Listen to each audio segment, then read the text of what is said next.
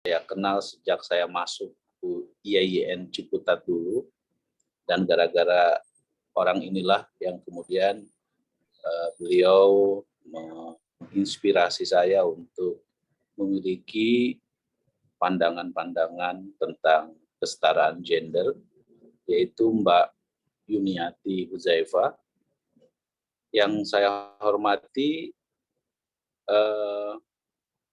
Ibu Nyai Badriah Payumi. Nah, ini salah seorang yang sekarang alhamdulillah beliau istiqomah di dunia akademik ya, dan di dunia perulamaan, terutama ulama perempuan. Ibu Nyai Badriah Payumi senior saya yang hebat, yang sekarang ini menjadi Duta Besar Republik Indonesia di Kuwait, dan kemarin alhamdulillah bersama-sama berjuang kami sebagai tim kampanye nasional Jokowi K. Ma'ruf, dan alhamdulillah sekarang beliau diberikan tugas yang menurut saya sangat prestisius, dan mungkin satu-satunya perempuan alumni UIN Syarif Hidayatullah Jakarta yang menjadi Duta Besar Republik Indonesia. Ini merupakan kebanggaan untuk kita semua, yaitu Kalena Mariana Mukti. Luar biasa Kalena. Ya. Yang saya hormati tentu Prof. Ois Amelia, seorang perempuan ahli di bidang ekonomi syariah yang pemikiran-pemikirannya luar biasa ya. Dan tentu teman-teman sekalian, para pengurus Ikatan Alumni UIN Syarif Hidayatullah Jakarta yang sangat aktif, terutama di bidang kesetaraan gender yang dikomandoi oleh Mbak Yuni ya. Tentu saya tidak bisa menyebutkan satu persatu, mungkin ada Mbak Alai Najib ya, kemudian Mbak Ulfi. Mbak Ulfi ini dulu pernah saya jadi mahasiswa saya sebentar ya Mbak Ulfi ya, di Fakultas Dakwah dulu ya. Sekarang saya senang sekali beliau menjadi aktivis di Lakspesdam dan di beberapa kajian, dan memang sudah terlihat dulu pemikirannya sangat kritis di kampus juga ya. Dan teman-teman sekalian, saya lihat juga ada beberapa kolega saya dari Golkar ini, Mbak Dina Handayani ya, beliau sekarang ambil S3 di Universitas Pertahanan. Kemudian ini ada juga staf ahlinya Mbak Ibu GKR Hemas. Terima kasih sudah turut bergabung di dalam diskusi ini. Dan tentu saya tidak akan melupakan sahabat saya, seorang laki-laki tetapi sangat memiliki concern terhadap isu perempuan dari sejak satu bantal dulu di Ciputat, yaitu Mas Anik Hamim Tohari. Nah, ini luar biasa yang didaulat menjadi moderator, dan saya kira sudah sangat tepat ya.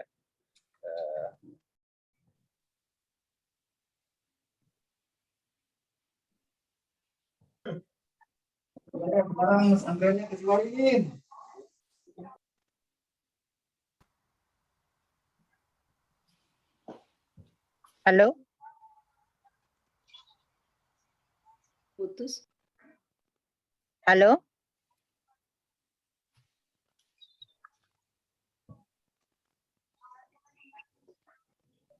Suaranya kok nggak ada? Kalian yang kami hormati, saya mohon maaf tidak bisa, dan yang kita hadapi saat ini. Nah, untuk diketahui bersama bahwa tantangan kita ya di dalam menghadapi perjuangan kesetaraan gender itu tidaklah mudah ya. Masih ada di antara kita ya, bahkan di kalangan katakanlah elit-elit politik kita yang masih berpikir patriarkal ya. Itu saya kira tercermin dari saya kebetulan sekarang ini dipercaya menjadi pimpinan Komisi 8 DPR RI. Yang salah satu mitra saya adalah Kementerian Pemberdayaan Perempuan dan Perlindungan Anak. Pada periode yang lalu, saya diberikan juga kepercayaan untuk menjadi pimpinan Komisi 8 DPR RI. Dan kita bicara, salah satu yang kita bahas adalah soal undang-undang penghapusan kekerasan seksual. Perdebatannya begitu sangat panjang, dan hingga saat ini di Komisi 8 pun juga tidak dibahas undang-undang tersebut, tetapi dibahasnya adalah di badan legislasi, ya, di badan legislasi. Nah, tetapi yang ingin saya gambarkan kepada teman-teman sekalian, betapa kasus pembahasan undang-undang penghapusan kekerasan seksual, ya, itu selalu dikaitkan dengan, ya, bahwa ada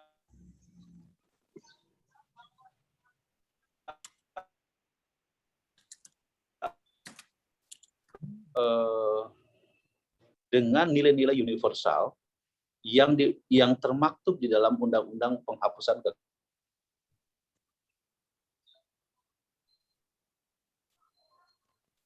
kekerasan. Gambarkan begini. Tujuan dari undang-undang penghapusan kekerasan seksual itu saya kira sangat jelas sekali. Semangatnya adalah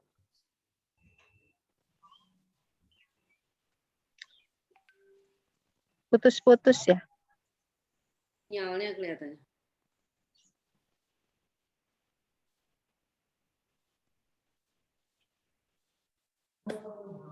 Ya, berhenti Pak Ketum. Nge-freeze. Halo? Pak Ketua, suaranya putus-putus.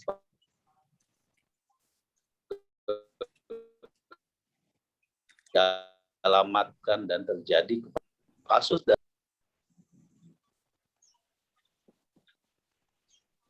Usul mungkin ketua mematikan video saja biar suaranya terlempar jelas. malah, sekarang terlempar. Oh, sekarang udah bisa bergabung. Halo? Oh ya, Iya. masuk. Sekarang udah masuk ya. Aduh, mohon Oke. maaf ini banyak karena saya menggunakan HP, jadi banyak yang telepon ke saya sehingga ini apa namanya? Ya begitulah. Oke. Oke. Tapi poin yang ingin saya sampaikan adalah bahwa tarik-menarik tentang isu penghapusan kekerasan seksual ini sebetulnya adalah merefleksikan bagaimana cara pandang, ya, terutama di kalangan para pengambil kebijakan tentang berbagai isu kesetaraan perempuan tersebut. Nah, ya itulah cerminan dari proses pembahasan di dalam Undang-Undang Penghapusan Kekerasan Seksual itu. Nah, pada kesempatan ini tentu apa yang dibahas oleh teman-teman Ikaluin ini, isu tentang kekerasan, tentang kesetaraan perempuan, dan dikaitkan dengan refleksi kemerdekaan yang kita hadapi saat ini, masih sangat relevan untuk terus kita gaungkan.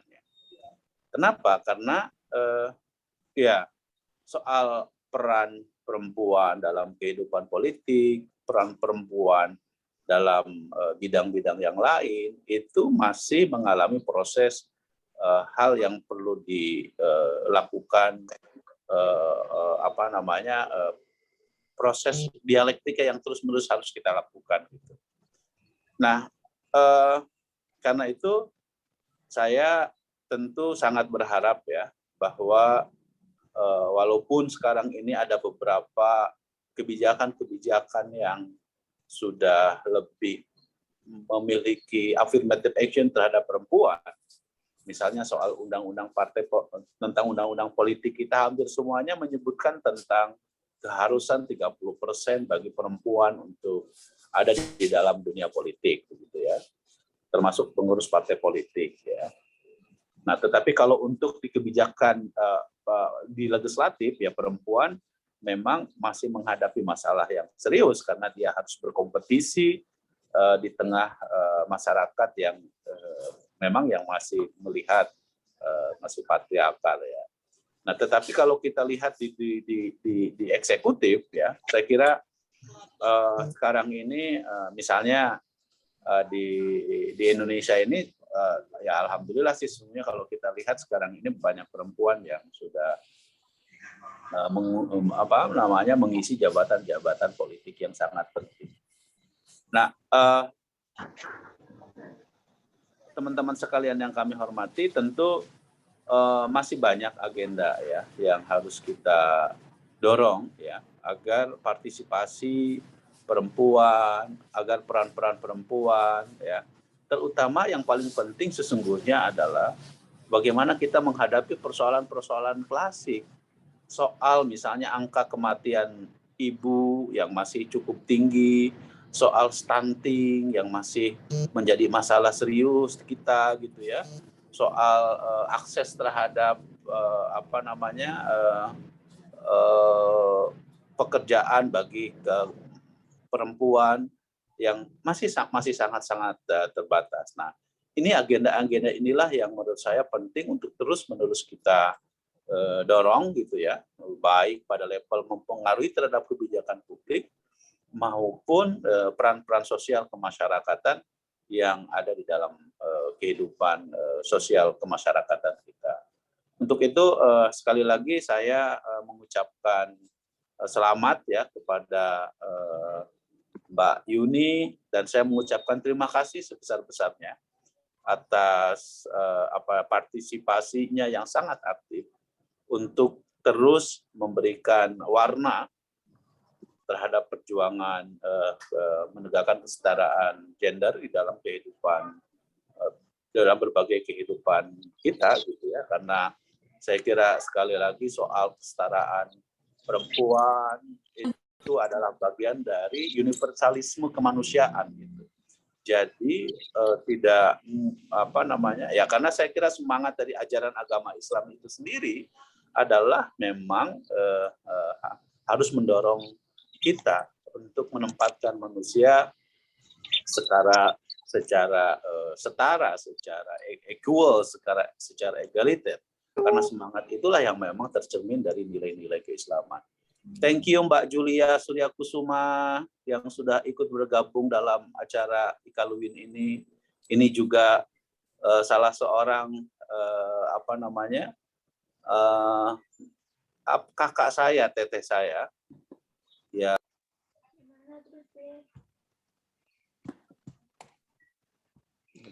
yang saya kira teorinya tentang state ibuism itu sudah sangat dikenal ya di kalangan kita semua. Saya kira demikian dari saya. Sekali lagi selamat untuk Mbak Yuni dan kawan-kawan dalam acara yang sangat luar biasa ini. Ya, semoga kita semua sehat selalu dan sukses di dalam berbagai aktivitas kita. Terima kasih. Assalamualaikum warahmatullahi wabarakatuh. Waalaikumsalam warahmatullahi wabarakatuh.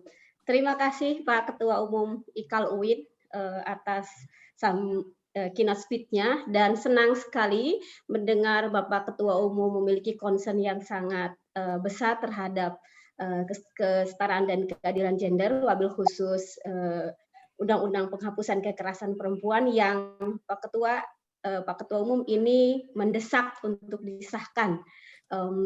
Saya ingat betul waktu kami melakukan demonstrasi dan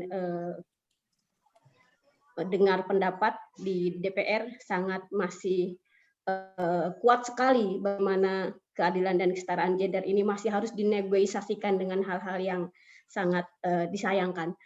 Semoga arahan dari Bapak Ketua Umum tadi membuat semua semakin memberikan concern yang sangat besar terhadap Undang-Undang Penghapusan Kekerasan terhadap Perempuan. Bapak Ibu semua, selanjutnya kita akan mendengarkan pengantar diskusi yang akan diantarkan oleh Mbak Yuni sebagai Ketua Departemen Perempuan dan Kesetaraan Gender UIN. Mbak Yuni, silakan waktu itu. Terima kasih. Bismillahirrahmanirrahim. Assalamualaikum warahmatullahi wabarakatuh. Apakah suara saya terdengar dengan baik? Ya, terdengar. Jelas. Cukup, Mbak Oke. Yuni, dengan Terima kasih. Kehormatan yang besar, pagi ini banyak tokoh-tokoh perempuan, kawan-kawan jaringan, ada yang dari Aceh, ada pendeta, ada penulis di dalam. Saya mohon maaf tidak saya sebut satu-satu. Khawatirnya kalau disebut satu-satu tidak merasa kok tidak disebut gitu ya. Sekali lagi apresiasi dan juga kepada 3 narasumber, para kakak-kakak, Mbak Lis, Kak Lena, Mbak Badriah. Ini sahabat, kakak, tapi juga guru, dan secara khusus juga kepada Adinda, tokoh nasional kita, Dr. Aceh Hasan Sadili. Ini Adinda ini saya senang menyebut Adinda karena biar saya tahu bahwa semudah ini sudah capaiannya luar biasa gitu. Dan pasti belajarnya juga bukan hanya saya, karena Adinda Aceh juga punya seorang kakak, kakak Neng Dara Afiah, yang pasti dalam keseharian turut mewarnai gitu ya. Kawan-kawan, bapak-bapak, ibu-ibu, adik-adik semuanya. Kak Yuni, kameranya nggak bisa dinyalain ya? Oh, sorry. Ya, Oh, oke. Oh, kamera saya sudah nyala kok. Oke, tadi mati. Oke, sekarang Sudah ya? Sudah. Sekarang sudah. Oke. Kameranya masih kelihatan? Sekarang malah mati. Oke. Kenapa gitu ya? Oh. Ini tidak kelihatan ya? Iya, nggak kelihatan lagi. Hilang. Oke, tapi mungkin suara saya saja nggak apa-apa ya? Suaranya jelas. Oh ya, suara saya saja. Tapi sayang juga ya. Oke, sebentar. Jadi begini, apa yang diskusi hari ini semangatnya beberapa hal. Yang pertama, kita melihat bahwa kemerdekaan itu sering dilihat dalam perspektif yang sangat makro, merdeka dari penjajahan gitu. Padahal dalam konteks kesetaraan gender, dalam konteks keperempuanan, kemerdekaan tidak otomatis membawa kemerdekaan bagi perempuan itu sendiri gitu ya. Banyak contoh-contoh, misalnya bagaimana kolonialisme berhenti, tetapi kemudian ataupun konflik berhenti. Contoh paling konkret misalnya di wilayah-wilayah negara-negara Islam, ataupun juga bahkan juga di Papua, pasca konflik itu mungkin kekerasannya berhenti, tetapi berpindah ke lokus domestik, di mana KDRT biasanya pasca konflik sangat tinggi. Artinya apa? Kemerdekaan dari kekerasan tidak otomatis oke bagi perempuan. Selain itu juga kemerdekaan pada yang level-level yang subtil, yang kecil, yang samar gitu ya. Bagaimana misalnya isu soal bahkan isu seksualitas. Yang paling sederhana misalnya waktu lama ya, waktu ke Mesir ketemu dengan Grand Sheikh Al-Azhar, juga waktu itu bertemu dengan para ulama, mereka menyatakan bahwa bagaimana perempuan ini gitu ya, ketika ulama-ulama membuat sebuah keputusan penting, mereka menimbang hak-hak yang juga paling dasar perempuan. Di situ juga soal ada hak seksualitas. Di Mesir melarang gitu ya, misalnya soal FGMC, karena apa? Karena mereka mendengarkan para ahli-ahli medis bahwa organ pada perempuan, mohon maaf, klitoris itu adalah organ. Beda dengan misalnya pada laki-laki, di mana mohon maaf, penis itu yang dipotong adalah kulit yang tidak ada fungsinya, bukan organ. Tetapi pada perempuan itu adalah berjuta-juta saraf ada di sana, sehingga perempuan sehingga di situ organ perempuan mesti dihargai. Sampai di Mesir bilang begini, kalau saja hukum qisas yang diberlakukan, maka seseorang yang melakukan pemotongan pada organ perempuan, maka harusnya yang memotong itu juga dipotong sebesar itu gitu ya, sepanjang, karena ujung klitoris pada perempuan itu adalah organ yang paling penting. Jadi soal-soal kemerdekaan pada soal seksualitas itu pada perempuan tidak selesai. Juga saya ingat dulu di sini kenapa kita mengundang Mbak Lis gitu ya, berharap Mbak Lis bisa memberikan pewarnaan kepada makna-makna kemerdekaan gitu. Bahkan sekarang itu space juga menjadi lebih luas. Ada space digital, ada space privat, space yang lebih luas. Kecederaan kita pada isu-isu digital juga menjadi persoalan. Nah, kolonialisme berhenti, tetapi jangan-jangan sebetulnya kita menghadapi sebuah kolonialisme baru. Radikalisme yang di depan mata kita membuat kemerdekaan berpikir itu menjadi sesuatu yang menakutkan. Padahal dulu di Usuluddin, di filsafat itu justru kemerdekaan dirayakan, gitu ya. Tradisi Keciputatan adalah tradisi intelektualisme berpikir, tapi juga tetap beriman dengan baik. Di mana radikalisme ini membawa sejumlah sejumlah hal, gitu. Bagaimana human rights, gender equality digunakan, tetapi freedom-nya adalah freedom to harm gitu ya. Jadi bagaimana sebetulnya kita ruang diskusi ini menjadi ruang untuk bergelut bersama memikirkan makna-makna kemerdekaan yang lebih luas. Balik ke soal kolonialisme, saya ingat misalnya Tante Yulia, Teteh Yulia paling jago ini sebetulnya untuk memikirkan makna-makna kemerdekaan. Yang saya ingat misalnya tokoh salah satunya misalnya kayak Sukaptina itu adalah seorang perempuan yang turut memikirkan BPU PKI, bagaimana mendorong supaya teks-teks dokumen negara di Volkskrant itu juga diterjemahkan ke dalam bahasa Indonesia, bahasa Melayu saat itu, mendorong Indonesia berparlemen yang sebetulnya sangat tidak disukai oleh kolonial, masuk anggota BPU PKI gitu ya. Nah, ini tapi kemudian tidak tersejarah sebagai pahlawan. Pahlawan kita adalah pahlawan-pahlawan yang bernuansa maskulin, tokoh-tokoh di jalan-jalan adalah patung-patung dengan pola-pola yang militeristik, atau simbol perempuan kalau Tugu Tani adalah surfing gitu ya, dan lain sebagainya. Nah, ini sebetulnya bagaimana kita mendekonstruksi makna kemerdekaan juga dalam simbol-simbol di publik gitu. Nah, ini kenapa kita ingin ada Kak Lena, sebenarnya juga ingin melihat bagaimana arsitektur kebangsaan dalam memaknai kemerdekaan.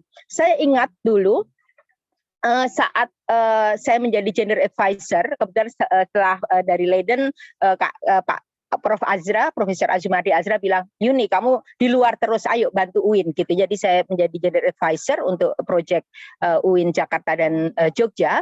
Nah itu saya ingat saat itu membuat baseline dan sedang ada pemilihan presiden kampus gitu ya. Waktu itu Adinda Aceh Hasan juga menjadi salah satu presidennya. Tapi buat ada satu leaflet perempuan yang dia menggunakan jilbab tetapi kemudian dikasih kumis gitu. Jadi ada proses maskulinisasi image bahwa namanya leader itu adalah laki-laki. Itu di kalangan mahasiswa dan itu di UIN. Jadi dan saya ingat juga saat itu pernah ada kasus perkosaan mahasiswi UIN di luar kampus gitu ya. Dan kemudian di situ ada satu diskusi, ada salah satu dosen yang mengusulkan kalau gitu perempuan-perempuan yang keluar malam di UIN itu dibatasi sampai jam 10. Di situ saya langsung bilang bahwa tidak seperti itu solusinya. Justru yang ada adalah bagaimana harus membuat infrastruktur yang friendly, yang yang melindungi perempuan dengan penerangan-penerangan. Dipastikan ada penjagaan yang baik. Justru bukan mobilitasnya yang dikurangi. Nanti Kak Lena bisa bercerita juga. Angka 30% kenapa menjadi sulit didapat? Salah satunya karena apa? Jam malam di beberapa daerah misalnya sempat dimunculkan. Makna memaknai proteksi ada dengan membatasi. Nah, ini sebetulnya kemerdekaan yang sekarang terinstitusionalisasi dalam banyak kebijakan-kebijakan diskriminatif. Kak Lena akan lebih punya jam terbang untuk menjelaskan soal ini. Dan yang terakhir, kita senang ada Mbak Badiah Fayumi, keulamaannya dengan nada yang sangat halus, menjadi salah satu pionir dari sekian banyak kawan-kawan ulama yang lain menghantarkan untuk membuat Kongres Ulama Perempuan. Nuansa keulamaan perempuan yang sangat menarik, nanti bisa dijelaskan, saya tidak akan menjelaskan di sini. Tetapi yang saya ingat waktu saya mewakili Komnas Perempuan sebagai pimpinan Komnas Perempuan di PBB, itu saat ada Universal Periodic Review dunia kepada Indonesia, ditanya bagaimana upaya penghapusan perkawinan anak. Wakil pemerintah Indonesia yang disampaikan pertama di depan dunia adalah bahwa Kongres Ulama Perempuan baru saja mendeklarasikan satu keputusan untuk menanggulangi atau mencegah perkawinan anak. Jadi dunia sudah tahu, Pupi. Nah, ini sangat menarik. Bagaimana keulamaan yang berperspektif perempuan mendengarkan rahim, memahami ada perbedaan tubuh gitu. Saya ingat saat di Komnas Perempuan ada seorang anak perempuan yang lari dari rumahnya, bukan anak, seorang perempuan gitu ya yang lari dari rumahnya. Dia belum lama menikah, lalu dia bilang bahwa dia mengalami frigid. Terus dia sedang marah sama ibunya, sama orang tuanya karena apa? Saat itu dia saya nggak mau menggunakan istilah sunat ya, karena istilah sunat itu Abdullahi An-Naim mengingatkan itu agak rumit karena ini bagaimana sebetulnya dibahasakan ulang bahwa di sana ada soal pemotongan atau pelukaan genital gitu. Jadi si perempuan ini mengalami frigiditas. Lalu saat itu saya berpikir, ya ampun gitu ya, ketika ulama-ulama membuat sebuah keputusan-keputusan tentang tubuh perempuan, mereka tidak merasakan apakah mereka bertanggung jawab kepada kehidupan perempuan ini seumur hidupnya menjadi frigid atas keputusan itu. Jadi ini bagaimana sebetulnya kemerdekaan yang menghentikan kekerasan, kemerdekaan di semua ranah, kemerdekaan di semua lapis. Dan terakhir dari catatan pengantar diskusi saya ini, semoga kita sebagai umat Islam tidak menjadikan kemayoritasan kita sebagai kolonial baru. Karena saya bekerja di isu Papua, kelompok-kelompok Islam ini memberi perhatian kepada Papua ketika itu berhubungan dengan keislaman.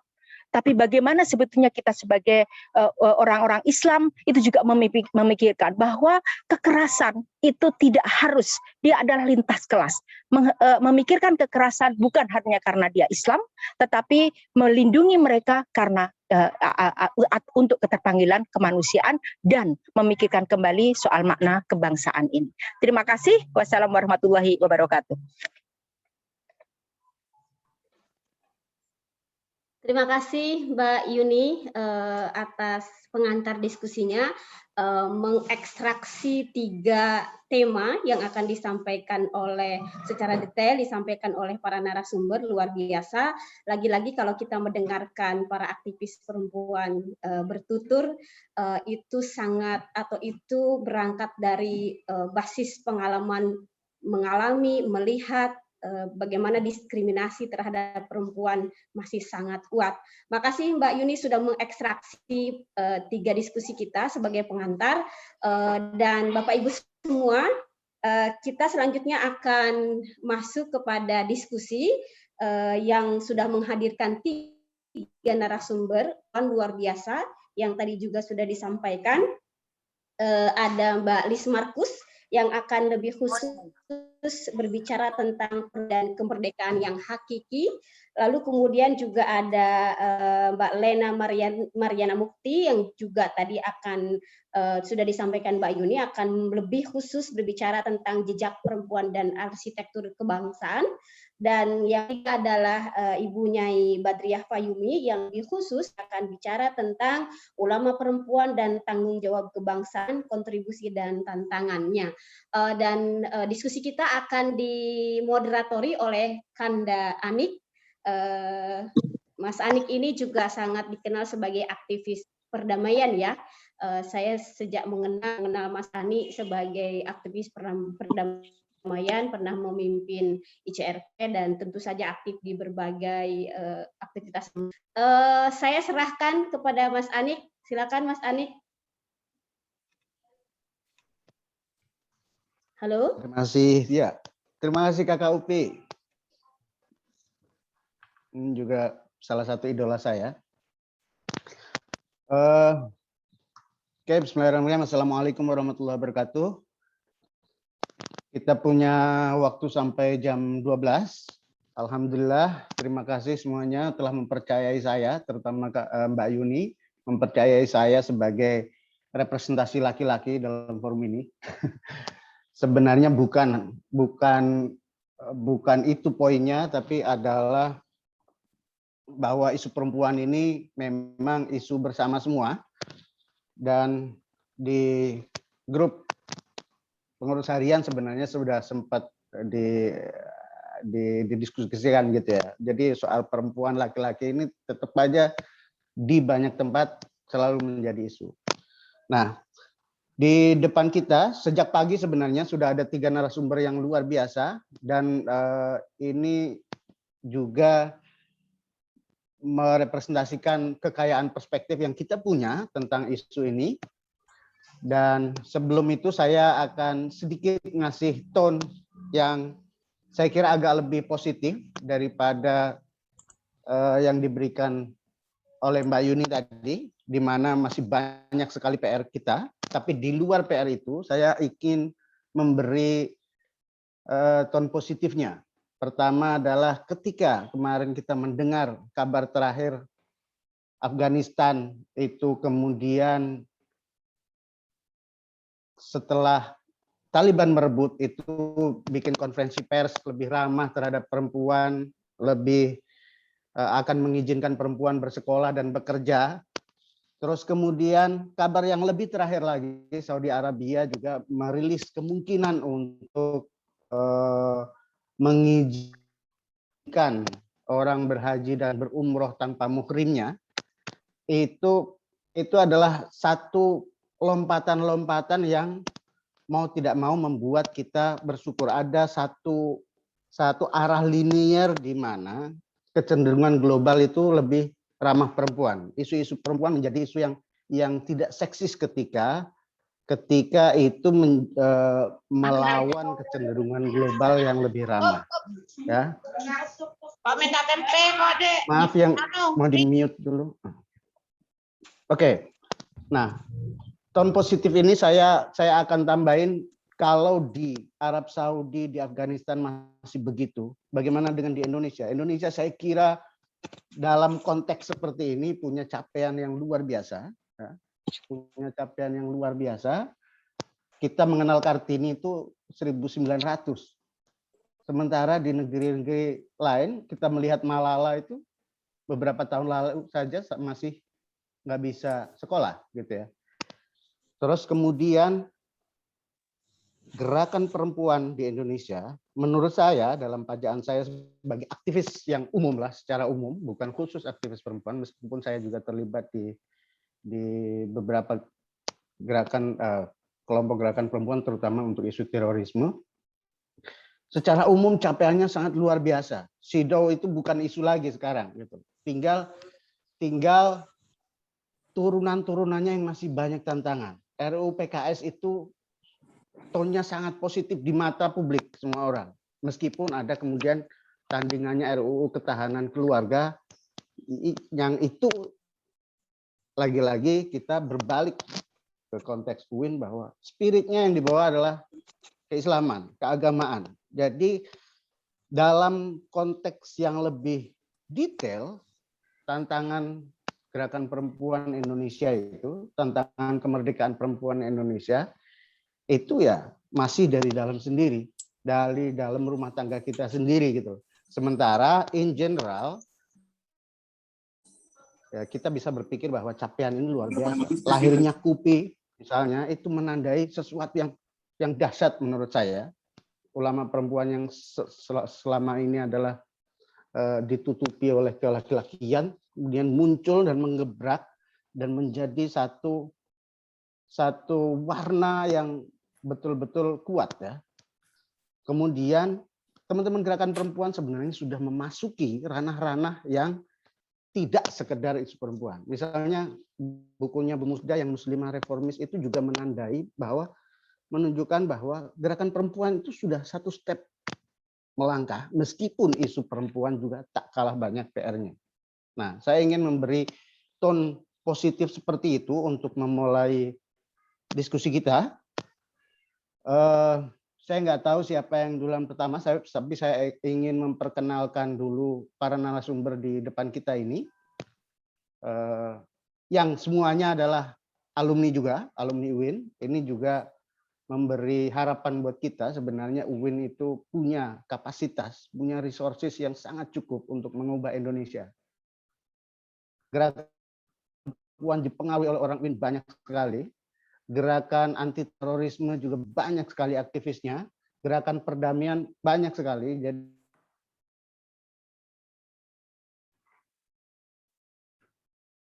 buat banyak lah. Kalau kemudian kita memang betul-betul mengintegrasikan gerakan ini dalam konteks kebangsaan Indonesia lebih luas. Mbak Liz Marcos adalah orang Ciamis, lahir tahun 59. SD sampai SMA-nya di Jawa Barat sana, Ciamis dan Banjar. Kemudian IAIN Jakarta. IAIN Jakarta, bukan UIN ya. Jadi 3 narasumber kita ini bukan alumni UIN, tapi alumni IAIN semua. Termasuk saya, meskipun saya keluar. Yuni. Mbak Yuni. Saya keluar itu ketika masa transisi, tapi 3 narasumber kita termasuk Mbak Yuni saya kira itu nggak mengenal UIN, nggak mengenal kampus yang megah. Jadi Mbak Liz itu sekolah di Medical Anthropology di University of Amsterdam.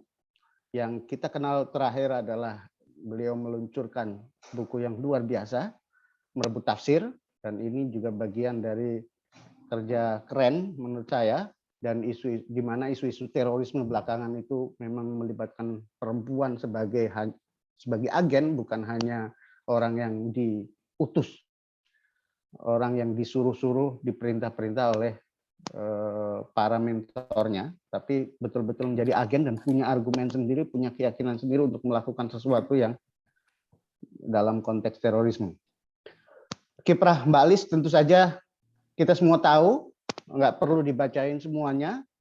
Beliau senior lah, gurunya para aktivis perempuan di Indonesia, dan sampai hari ini pun masih sangat rajin dengan rumah kitabnya yang kemudian menurunkan isu-isu ke dalam banyak hal detail yang terutama dalam konteks berhadapan dengan narasi-narasi teks keagamaan.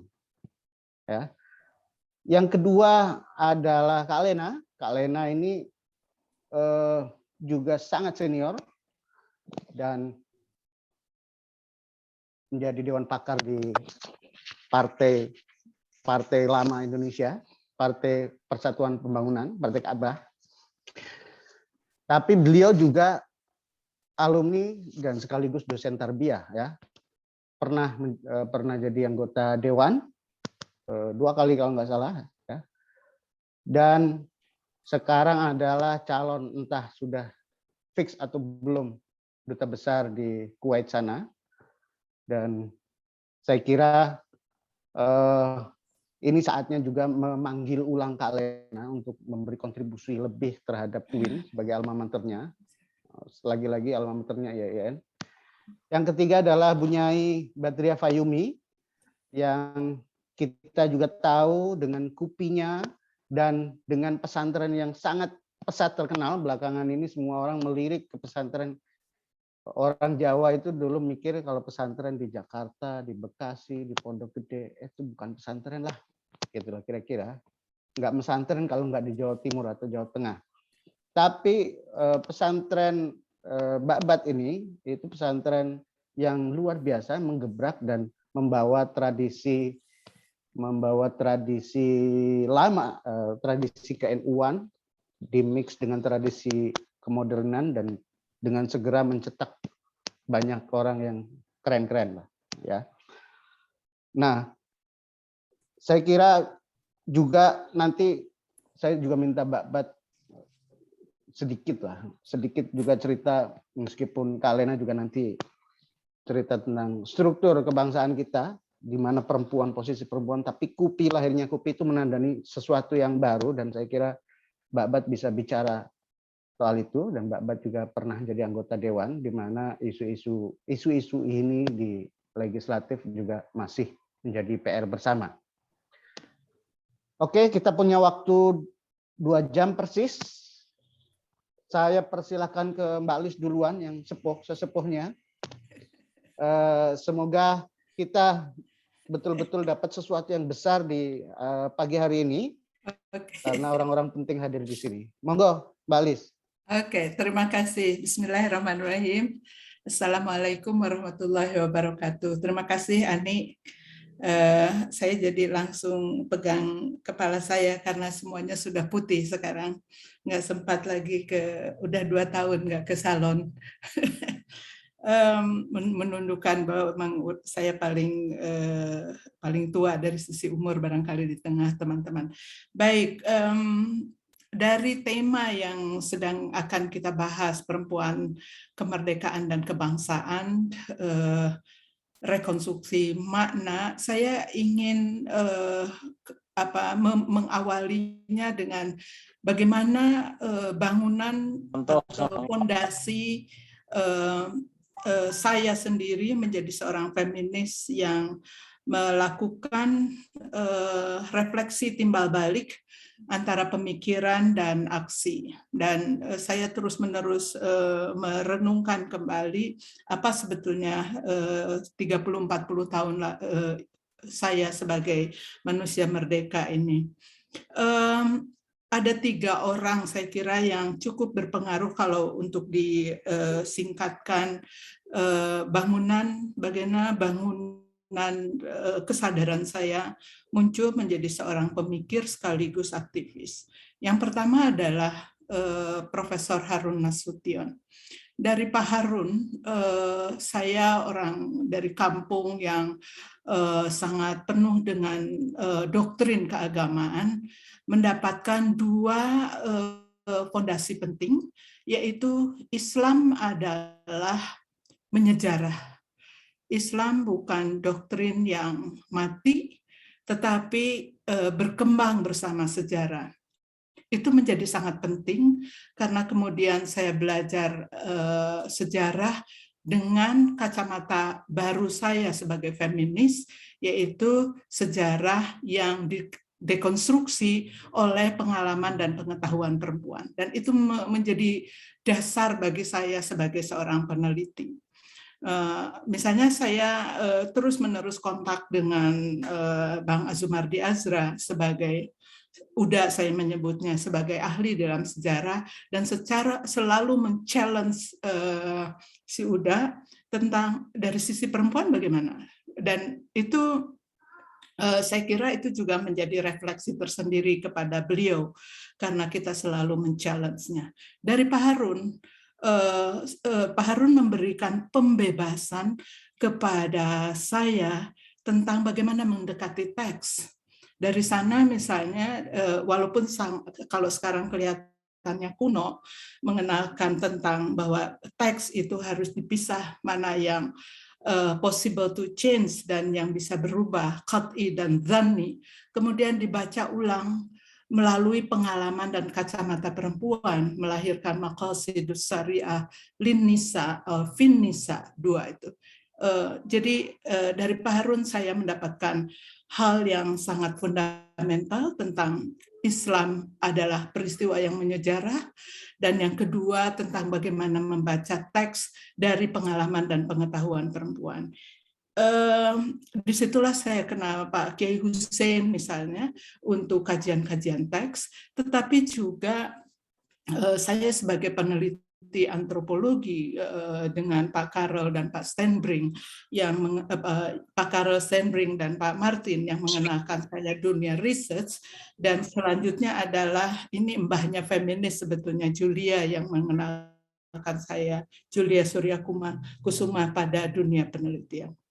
Itu yang nomor 1.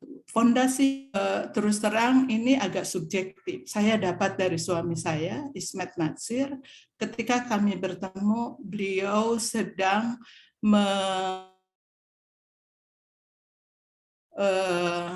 dari diskusi itu karena dia sambil menulis itu kan selalu membicarakan apa yang Wahib sedang dia tulis tentang Wahib, pergolakan pemikiran Islam. Saya mendapatkan satu pembebasan yang sangat penting buat saya dari Ismet dan konteksnya dengan Ahmad Wahid adalah pembebasan diri dari ritus keagamaan, ritus. Itu luar biasa, karena dengan begitu muncul keberanian untuk terus bertanya soal ritus itu, agar ritus tidak menjadi ritus yang berhala, tetapi memunculkan kesadaran keberagamaan. Dan itu sebetulnya menjadi fondasi nilai-nilai pluralisme, nilai kesetaraan, nilai yang sangat mengikat bagi bangsa Indonesia. Yang ketiga, dan saya kira ini sangat penting buat saya, adalah Cak Nur.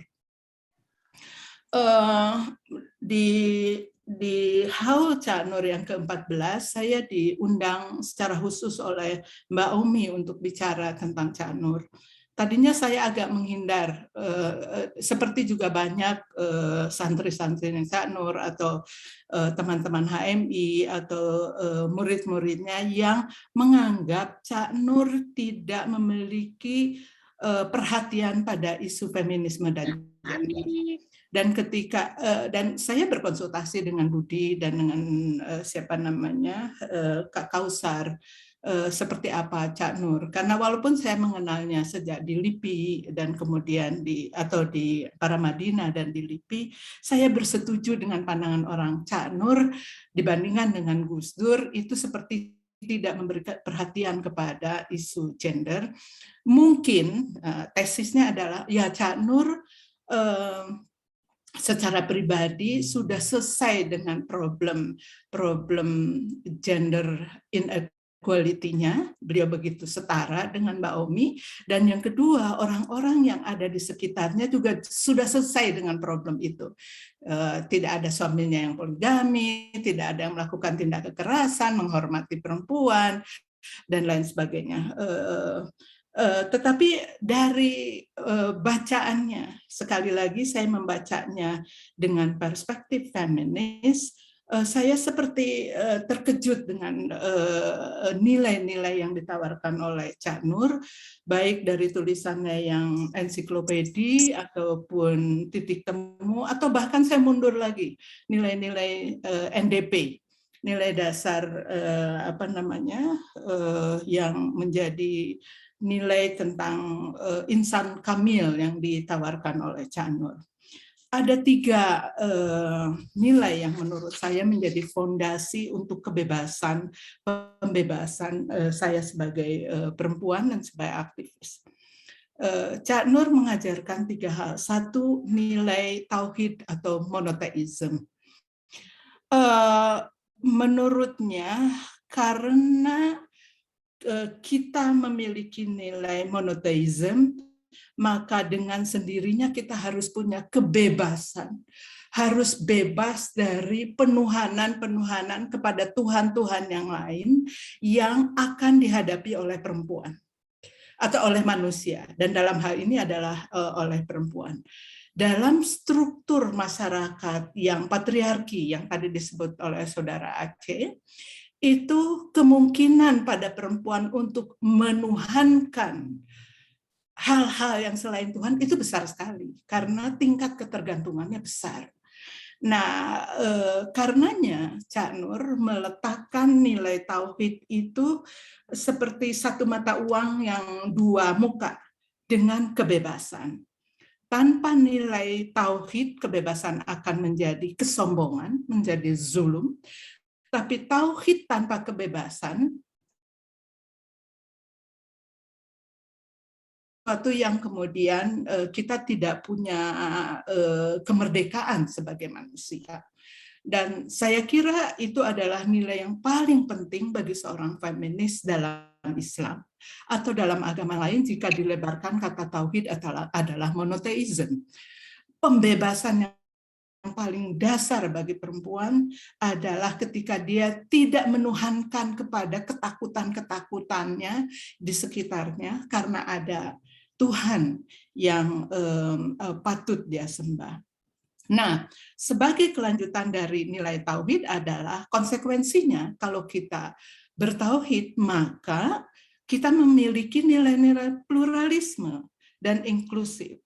Sebab konsekuensi logis dari tauhid, jika kita mengakui maha kuasa itu hanya satu, maka yang lainnya adalah tidak kuasa dan yang lainnya adalah setara sebagai manusia. Jika Allah adalah Khalik, maka yang lain makhluk, dan sebagai makhluk kita setara. Dan kesetaraan itu merupakan dalil yang paling penting untuk nilai-nilai pluralisme. Nilai yang ketiga dari Cak Nur, dan itu menjadi dasar menurut saya, adalah nilai kemanusiaan dan peradaban. Cak Nur menolak praktek diskriminasi karena apapun dasarnya, gitu ya. Diskriminasi adalah sebuah tindakan yang mentidakmanusiawikan manusia. Jadi kalau kita memanusiawikan manusia sebagai dasar tauhid kita, maka diskriminasi atas dasar apapun itu harus ditinggalkan. Nah, semua pengalaman-pengalaman itu kemudian balik lagi ke pengaruhnya Ismet, itu melahirkan pemikiran yang saya tuliskan, saya turunkan di dalam tulisan-tulisan.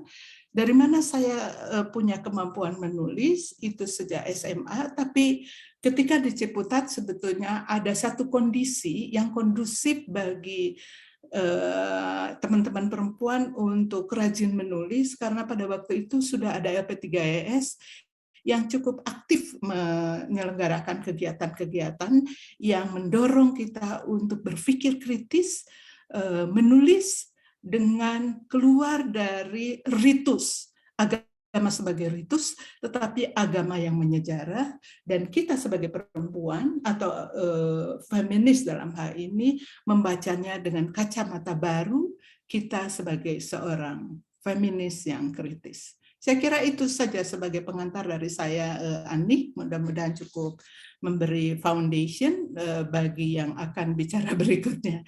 Terima kasih. Assalamualaikum warahmatullahi wabarakatuh. Waalaikumsalam warahmatullahi wabarakatuh. Wah, saya kira keren. Saya baru mendengar ini, Pak Alis, karena ada nilai Ciputatnya yang masuk jadi sangat emosional. Saya kira ini juga jadi pepeling buat kita semua bahwa Ciputat, lagi-lagi Ciputat, pertama Mbak Lis itu sangat Islami ternyata, gitu ya. Yang kedua Ciputat itu memang atmosfernya membuat banyak orang jadi kemudian terberdaya dengan atmosfer yang seperti ini. Entah tercipta karena apapun yang melatar belakangnya, tapi kemudian ya pelan-pelan teman-teman alumni yang sekarang-sekarang ini ketika dengar cerita-cerita masa lampau seperti Ciputat dan sebagainya. Nah, tapi itu soal lain. Oke. Waktu kemudian saya berikan ke Kak Lena yang juga menyiapkan presentasi. Silakan monggo Kak Lena. Terima kasih, Anik. Bismillahirrahmanirrahim. Assalamualaikum warahmatullahi wabarakatuh. Cukup terdengar suara saya? Halo? Jelas ya, jelas. Jelas ya? Ya, saya pakai AirPods dulu biar lebih jelas lagi. Ya. Izinkan saya mengambil beberapa saat untuk. Halo, ada double suara ya? Ada suara masuk ya, Anik? Oke, izinkan saya untuk menyapa secara cepat ini orang-orang hebat yang saya kenal, bersyukur saya kenal beliau-beliau ya, mulai dari Kang Aceh, ini ketumnya saya, ketum kita semua, Kang Aceh, Hasan Fazili, di the rising star, the rising leaders untuk the nation, ya, Republik ini bersyukur punya Kang Aceh. Kalau di kalangan kami para jadi guru kami nih, Anik. Jadi Anik atau Mas Anik dipanggilnya nih. Saya nggak tahu angkatan berapa di UIN atau IAIN, Anik ini. Seangkatan sama Aceh. Wah, makasih Kak Lena, Ibu Dubes. Iya, jadi kalau di antara kami ini ketika Kang Aceh bicara itu damai seisi bumi ini. Karena baik kawan maupun lawan itu semuanya respect terhadap beliau. Ngeri. Ini Prof. Ais, terima kasih Prof. Ya, Kak Ais. Lena. Kemudian juga Ais ya, cukup mudah, saya nggak sempat satu kampus sama Ais, tapi perjalanannya saya ikuti betul ya, menjadi ahli ekonom Islam yang membanggakan UIN. UIN sudah berubah warna ini, Anik. Kalau dulu kampusnya kita itu ya belajarnya sambil nengok-nengok ke atas, jangan sampai burung dara itu mengeluarkan kotorannya jatuh ke baju kita. Tapi setelah Kak Edi luar biasa kampusnya, saya juga ikut waktu itu menjadi UIN. Perjuangan untuk menjadi universitas negeri itu dari dulu itu, Mas Anik. Jadi udah seperti roller coaster itu perjuangannya. Dan saya juga waktu memimpin Senat Fakultas Tarbiyah di 8789, mungkin Anik belum lahir ya, Ais sudah belum lahir. Apalagi Kang Aceh 8789 itu memimpin Senat. Yang herannya saya dulu sudah selesai kuliah masih disuruh jadi ketum Senat itu, Anik. Karena perebutan Senat dulu di zaman kami itu berdarah-darah, main golok itu, main polisi, main golok, main pukul-pukulan. Dan saya bersyukur dari 5 calon dari yang diputuskan HMI cabang Ciputat itu diikhlaskan untuk maju menjadi ketum Senat. Karena katanya saya bisa lebih diterima oleh teman-teman PMII dan IMM, apalagi IMM ya. Jadi ya 8789 itu dinamika yang luar biasa, dan meskipun bukan ketua umum Senat pertama ya, karena sebelumnya ada Mbak Rifki Yati yang sangat populer waktu itu. Mestinya juga diundang Mbak Rifki. Saya adalah ketua umum Senat yang maki-maki katanya IAIN sudah murtad karena memilih perempuan sebagai ketua umum, katanya ketua umum mimpin mahasiswa waktu itu. Jadi seru juga IAIN dituduh seperti itu. Jadi ya macam-macam lah tuduhan ya. Belum lagi berantemnya Harun Nasution, Prof Harun dengan bukan berantem, polemik antara Prof Harun dengan salah satu artis yang terkenal lah. Nantilah pada kesempatan lain saya sampaikan. Ini bernostalgia dulu ya. Nggak pernah ya. Ya, Yuni luar biasa, Mbak Yuni ini kalimat-kalimatnya itu selalu menenangkan hati, kemudian kadang out of the box, dan saya sendiri sampai kok bisa ya Yuni berpikir seperti itu, tapi luar biasa. Ada kalau Mbak Lis sudah pastilah. Mbak Lis ini gurunya kami semua. Walaupun saya tidak sempat berinteraksi secara dekat dengan Mbak Lis ya, karena saya sangat junior dibanding beliau, tapi kekaguman saya dengan Mbak Lis, ada Kak Tati Artimah juga guru saya di sini ya. Waktu itu beliau-beliau ini adalah idola-idola saya. Juga ada Ida Rausyidah ini ketua umum saya. Jadi jangan salah, saya juga pernah jadi sekretaris Pohati cabang Ciputat ini, Anik. Jadi jangan dikira saya mainnya di lingkungan yang heterogen ya, tapi homogen juga pernah waktu itu. Adinda Badriah ini, Nyai Badriah Payumi, saya terkagum-kagum satu periode dulu di DPR ya, sangat humble, sangat cerdas, dan Indonesia beruntung punya ulama perempuan seperti Nyai Badriah Payumi. Untuk Ani ketahui, kalau kita mentok ini, bagaimana lagi menjelaskan dari perspektif Islam, ini andalan kami adalah Nyai Badriah Payumi. Jadi luar biasa keberadaan beliau. Nah, kalau Kak Yulia ini, Teh Yulia, ya sudahlah. Ini guru dari kita semua. Kak Yulia, kalau setiap saya naik pesawat dulu ya, zaman kita masih terbatas internet, pasti kita baca di majalah Intisari, di Jakarta Post, ulasan-ulasan Kak Yulia Suryakusuma luar biasa. Siapa lagi yang perlu saya sapa ini? Orang-orang Ada Teneng penting Dara semua. juga. Ada Neng Dara, halo Neng Dara, Teneng Dara, terima kasih kita sudah sempat. Ada Ratu Dian ini mantan Ketua Umum Kaukus Perempuan Politik Indonesia. Oh. Ada Mbak Arum dari Nasdem ini Mbak Arum pernah jadi Sekjen Malahayati. Ini ibu dari segala ibu Mbak Sum dan Mbak Yuda. Sumaryati Aryoso ini Mbak Sum dulu waktu masih satu-satunya channel TVRI, kita semua tiap hari melihat wajah dan mendengar suara Mbak Sum yang mengajarkan kita untuk hidup sehat. Ada Kak Silvana Apitule ini pendeta Sil sudah akrab dengan saya sejak di ICRP. Kemudian juga ada juga. Tadi saya sudah sebut Mbak Yuda dengan Mbak Sum, ya. Dahsyat forum kita siang ini. Ya, saya ada staf ahli. Para dedengkot ngumpul ya. Ya, Pak Kiki, staf ahli dari Ibu Ratu Hemas, mungkin beliau mengutus untuk mendengarkan ini. Saya akan dibantu oleh, insya Allah akan membantu saya di Kuwait ini, Nuria Hafid, ya, Mas Anik. Insya Allah doakan dalam waktu dekat akan mendapat agreement dari pemerintah Kuwait. Wow, dan untuk informasi, ya agreement kemudian pelantikan oleh Presiden karena alhamdulillah sudah fit and proper oleh teman-temannya Kang Aceh ini. Jadi Kang Aceh ikut mengawal saya di parlemen supaya lolos fit and propernya. Alhamdulillah sudah dilakukan 14 Juli yang lalu. Dan untuk informasi, pertama kali perempuan dari Indonesia menjadi dubes di kawasan Timur Tengah ini, Mas Andi. Jadi tantangannya mungkin akan luar biasa dan menarik ya. Dan kami sudah bersiap untuk melakukan tugas dalam 2 atau 3 bulan ke depan. Dan mudah-mudahan nanti bisa berkunjung dan membantu saya ya. Terima kasih, Nuri mungkin sudah bisa mulai share screen, Nuri. Saya menyiapkan panduan paparan sederhana ya.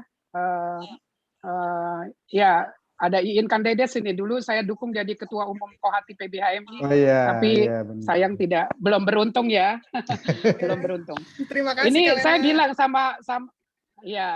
sama Mbak Yuni ini, waduh Yun. Jejak perempuan dalam arsitektur kebangsaan ini bisa jadi judul stadium general untuk kampus-kampus Center of Excellence seperti Indonesia ya, Mas. Saya izin tutup video ya, Mas Anik ya. Saat pemaparan takut terputus. Nanti baru saya buka lagi ya. Oke. Ya, terima kasih, ini adik saya mantan Ketua Umum Kohati Batko Jawa Timur ini, Iliyin hadir ini. Baik,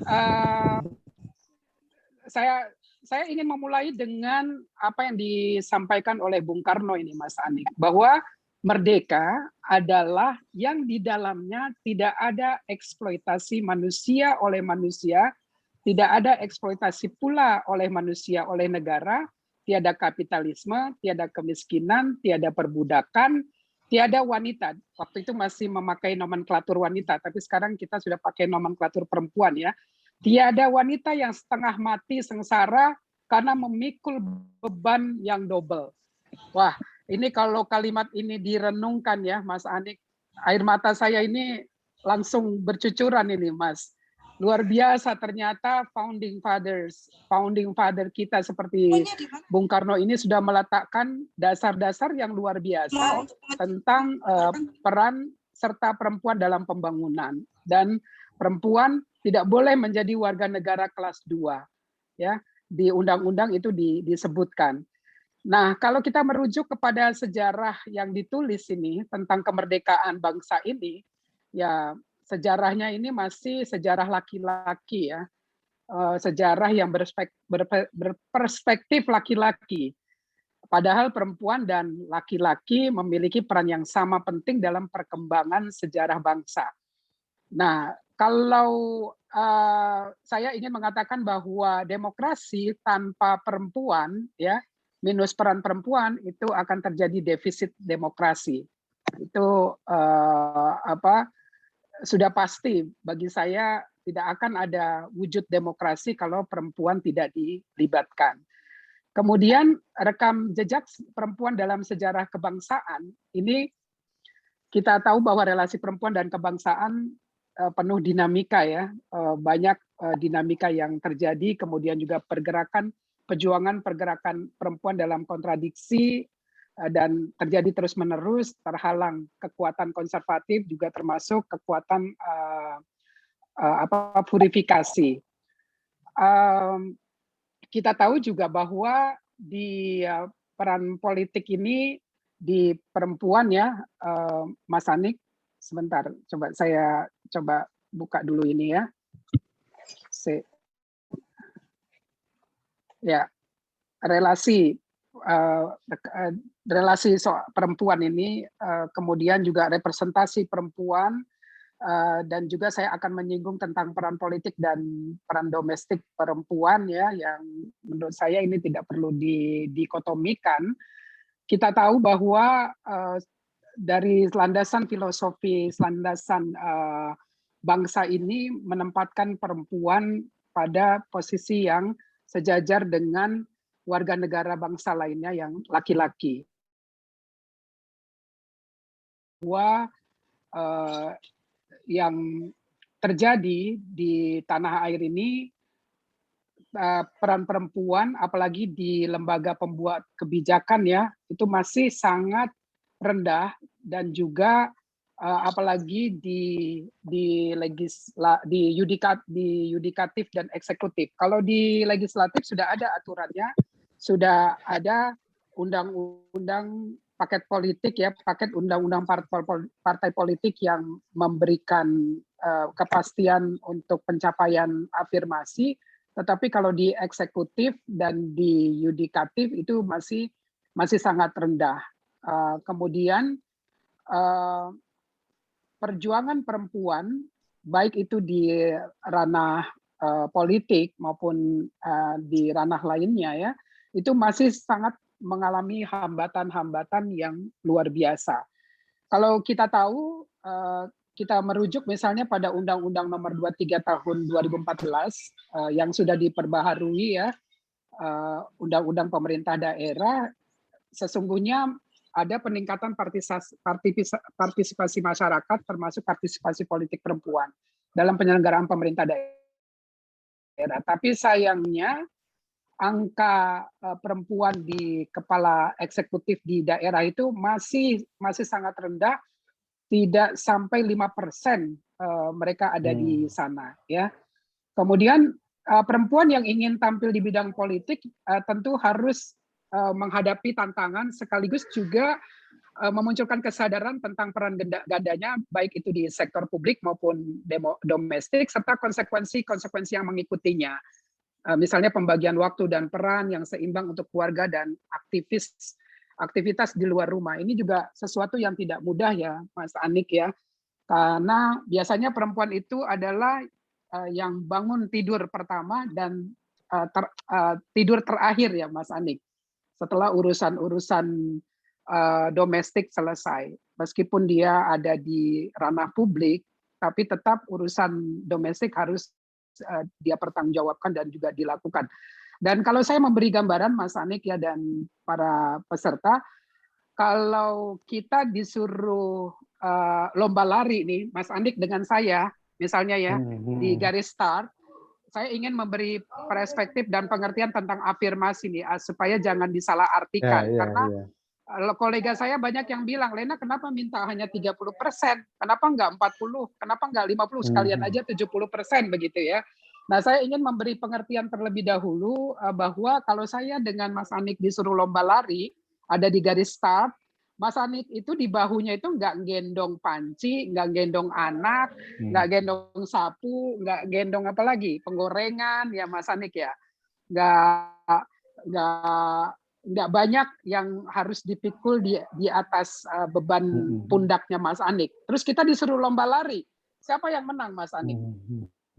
Siapa yang menang coba? Ya, tentu Ya saya lah. pasti tentu Mas Anik yang berlari lenggang tanpa Ya. ada harus memikul segala urusan domestik. Nah, yang dilakukan untuk afirmasi ini adalah menyamakan start, Mas Anik. Jadi ya saya lari duluan dengan segala apa beban yang ada di pundak saya, kemudian Mas Anik menyusul gitu.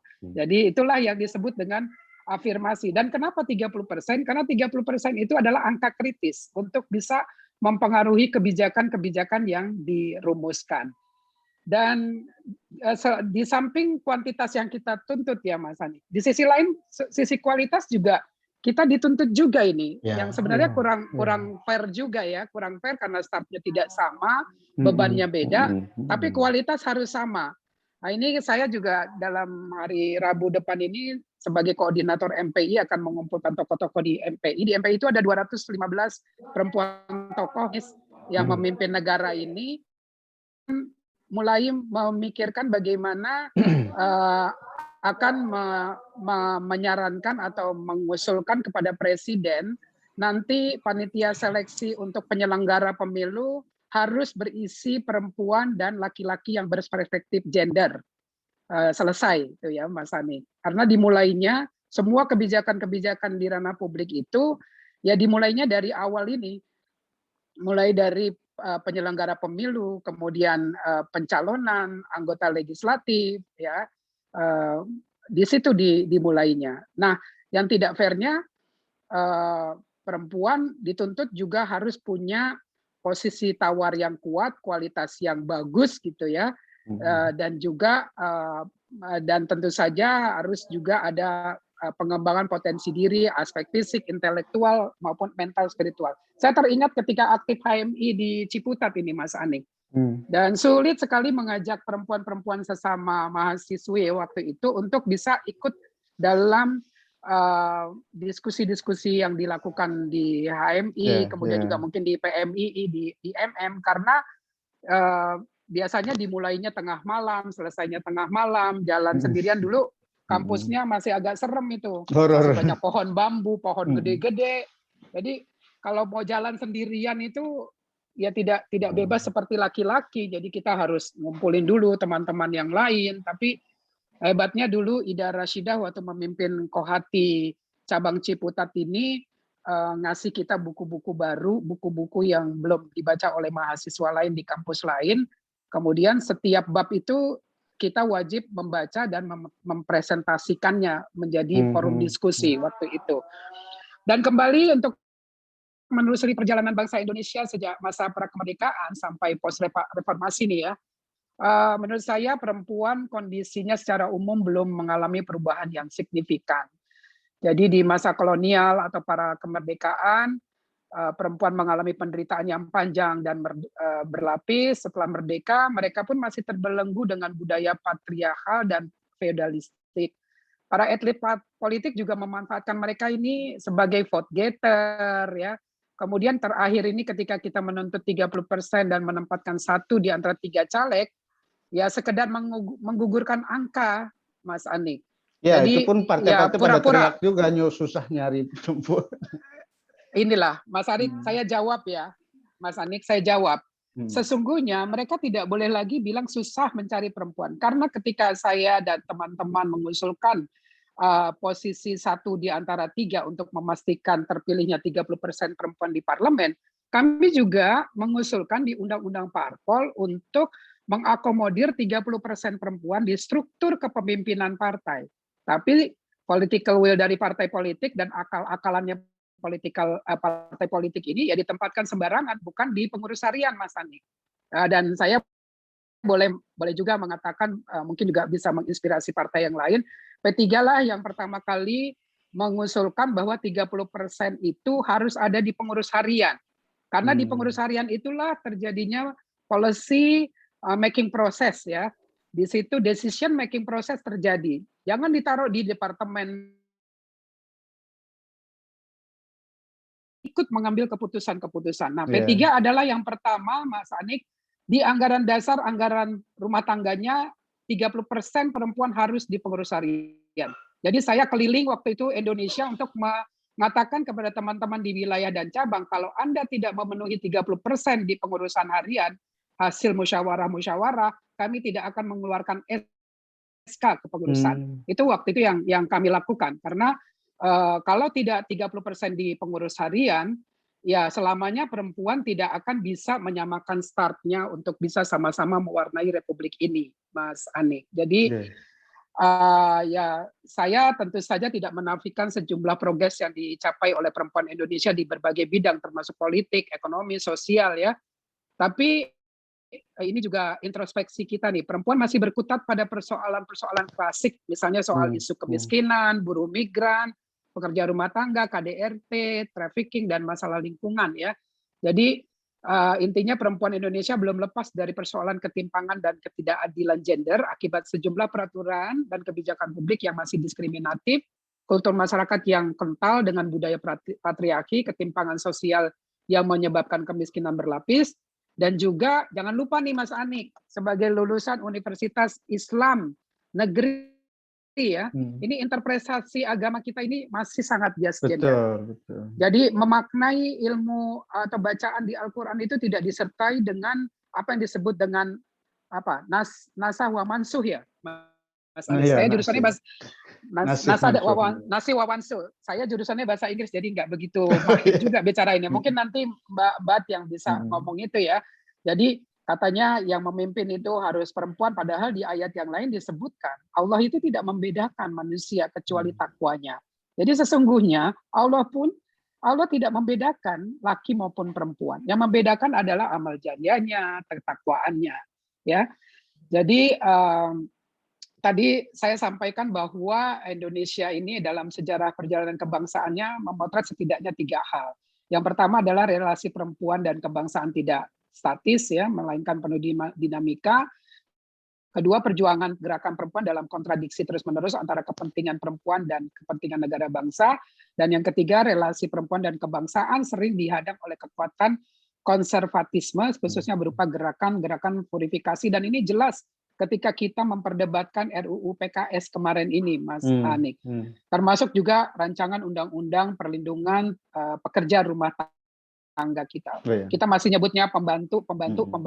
Padahal mereka adalah pekerja rumah tangga yang kalau saya disuruh nih Mas Anik, kebetulan saya dibantu oleh 2 asisten ya, 2 PRT di rumah. Kalau saya disuruh sendirian ini bisa mati, bisa modar ngerjain. Apalagi Mas Anik suruh sendirian ngerjain, nggak bakalan mampu itu. Jadi menurut saya yang juga mengklarifikasi soal RUU ketahanan keluarga ya, Mas Anik, yang itu dianggap sebagai RUU tandingan PKS, sesungguhnya posisinya tidak seperti itu. Walaupun itu usulan dari teman-teman PKS, saya ikut membahas menyempurnakan apa yang dibahas oleh mereka soal RUU ketahanan keluarga. Sesungguhnya penggagasnya ini adalah kawan-kawan kami yang ada di MPI yang selesai gender mainstreamingnya ya, gender perspektifnya. Jadi dan RUU ketahanan keluarga ini juga kan tidak masuk RUU Prolegnas kemarin ya, prioritas, jadi tidak perlu dikhawatirkan. Mereka yang memperjuangkan RUU ketahanan keluarga juga akan kita minta untuk memperjuangkan RUU penghapusan kekerasan seksual. Jadi cukup panjang ini. Sebenarnya saya ingin bernostalgia bagaimana ketika saya ada di kampus UIN ya, Mas Anik. Saya bersyukur bahwa kampus UIN, kemudian tadi disinggung soal Cak Nur yang punya pandangan luar biasa karena saya bersahabat dekat sekali dengan anaknya Nadia Majid ya. Dan apa yang dianalisiskan oleh Mbak Lis itu ada benarnya karena Cak Nur merasa bahwa itu sudah selesai. Tapi saya teringat ini Mbak Lis, saya teringat ketika menghadap Surya Paloh bersama dengan Bu Ratu Hemas, Mbak Yuda Irlang, teman-teman ya, Mbak Arum semuanya. Waktu itu kan SP bilang, Pak Surya Paloh bilang, oh kalau di Nasdem ini nggak ada masalah, bahwa yang dituntut 30% sudah lebih dari 30%. Dan saya angkat topi untuk Pak SP ya, termasuk juga ketua umum parpol yang lain. Hanya saja saya berharap bahwa pada permusyawaratan berikutnya parpol-parpol ini bisa membuat ADART-nya yang mewajibkan 30% perempuan di pengurus harian. Dan terakhir ini saatnya Mas Anik bukan lagi She for She campaign sekarang ini. Karena di Planet 50-50 nanti di 2030 ada Planet 50-50 yang kita perjuangkan ya, bahwa kesetaraan dan keadilan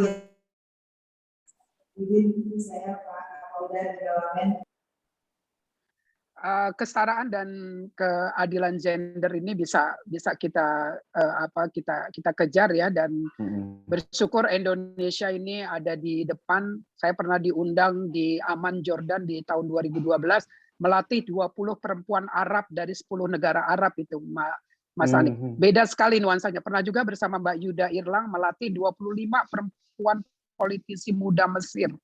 Itu juga nuansanya sangat berbeda dengan kita ya, dan mereka banyak belajar dari kita, tapi saya berharap bahwa apa yang kita perjuangkan ini jangan dituduh ditunggangi dengan kepentingan asing, kepentingan kapitalisme dan seterusnya. Apa yang kita perjuangkan ini sudah menjadi komitmen founding fathers, menjadi komitmen para pejuang kemerdekaan kita ya, Bu SK Trimurti dan yang lain-lain.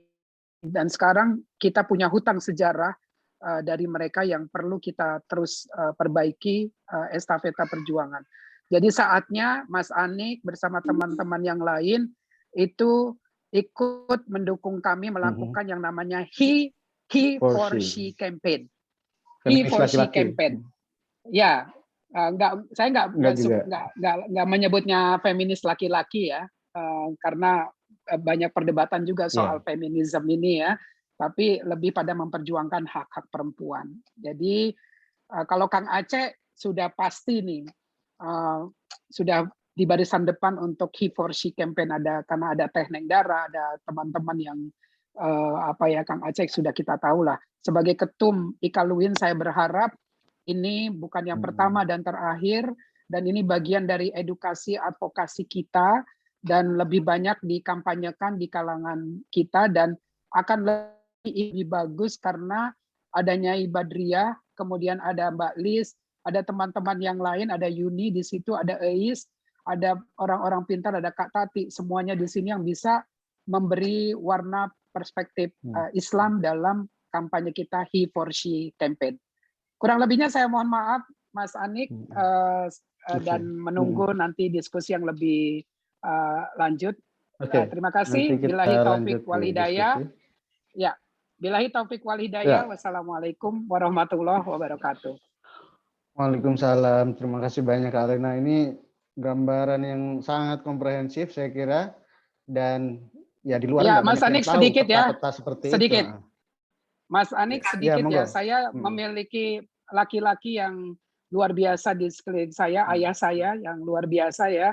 Jadi dulu bagiannya bawain koper, bawain tas isi pakaian saya sama amplop ke PBHMI. Kalau saya mau kemana-mana ini nggak sempat pulang ke rumah, beliau yang mendukung sepenuhnya. Kemudian suami saya, Dr. Abraham Andi Padelan MTes, ini adalah ketua.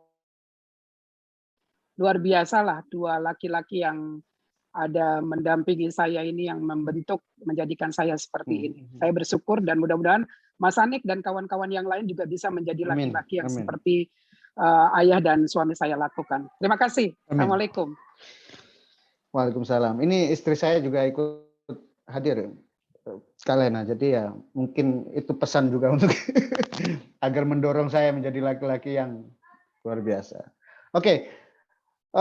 Sebenarnya saya masih penasaran soal nostalgia. Bagaimana PBHMI kemudian switch-nya ke P3 dan lain. Tapi nanti aja kita ke Bu Nyai Badriah Fayumi yang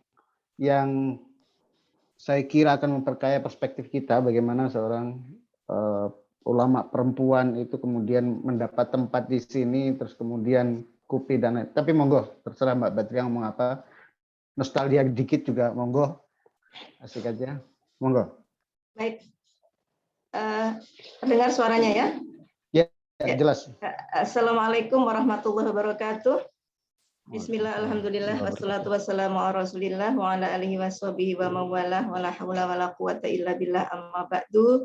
Mas Anik yang memandu acara ini, Mbak Yuni yang sejak awal berkomunikasi, dan teman-teman panitia, ada tadi Mbak Iin, Mbak Ufi, Mbak Alai, kemudian yang kita banggakan Kang Aceh, ini kakak adik kebanggaan kita. Kang Aceh, tadi biografinya sudah dijelaskan sedemikian keren oleh Kak Lena, jadi saya tidak mengulang lagi biografi para tokoh yang hadir di sini. Saya makmum aja, sudah alhamdulillah sudah dijelaskan dengan sangat baik kehebatan dan kebanggaan kita kepada masing-masing. Ini Kang Aceh, Ketua Umum IKAL-UIN, dan kakaknya Teh Neng Dara, Ketua Umum IKALFU, yang sama-sama ketua tapi sama sekali tidak ada KKN ya, dipilih dengan sepenuh hati dan segenap dukungan gitu. Nah, saya Mbak Yuni juga termasuk yang mendukung Teh Neng Dara nih di IKALFU, para senior kebanggaan, para narasumber, Kak Lena, Mbak Lis, semuanya senior yang menginspirasi dan memiliki arti yang sangat besar bagi saya sendiri, baik dari sisi pemikiran maupun dari sisi gerakan. Ada tadi Bu Julia, Bu Yuda, Bu Sum, Mbak Ratu dan Mbak Syafailin, Mbak Arum, dan mohon maaf jika ada yang belum tersebut tanpa mengurangi rasa hormat dan kebanggaan saya. Tadi saya menyambung dari apa yang tadi disampaikan oleh Mas Anik ya, tentang tone yang positif gitu ya. Ini saya akan bawakan tone yang positif, tapi saya juga ketemu pada satu titik tadi dengan apa yang disampaikan Kak Lena tentang persoalan dan hambatan yang sering kita rasakan.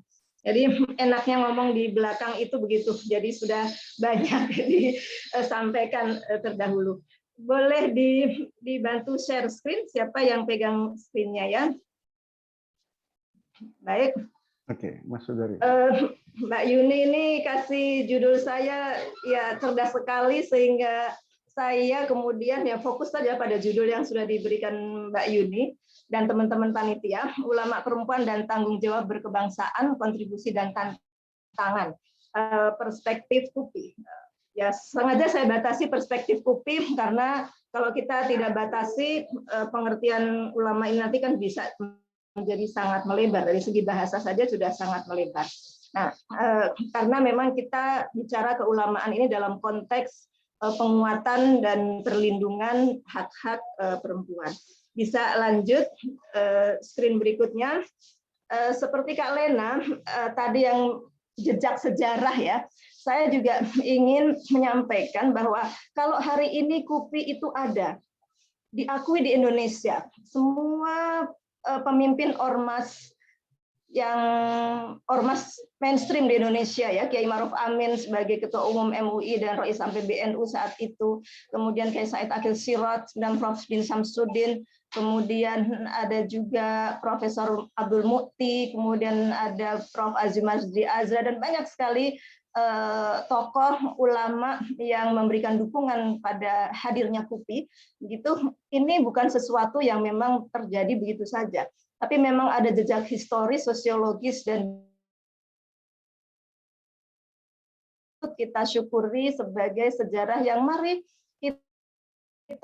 kita angkat tinggi-tinggi. Nah, sejarah yang selama ini mohon maaf memang masih banyak ditutup rapat-rapat, tetapi sekaranglah momentumnya untuk kita angkat tinggi-tinggi gitu. Nah, kita punya sejarah keulamaan yang sangat luar biasa, yang bahkan mungkin ini tidak ada di belahan dunia manapun. Keulamaan perempuan yang sekaligus berkelindan dengan kepemimpinan perempuan, baik di bidang agama, sosial, maupun politik, yang sudah dimulai sejak abad 17.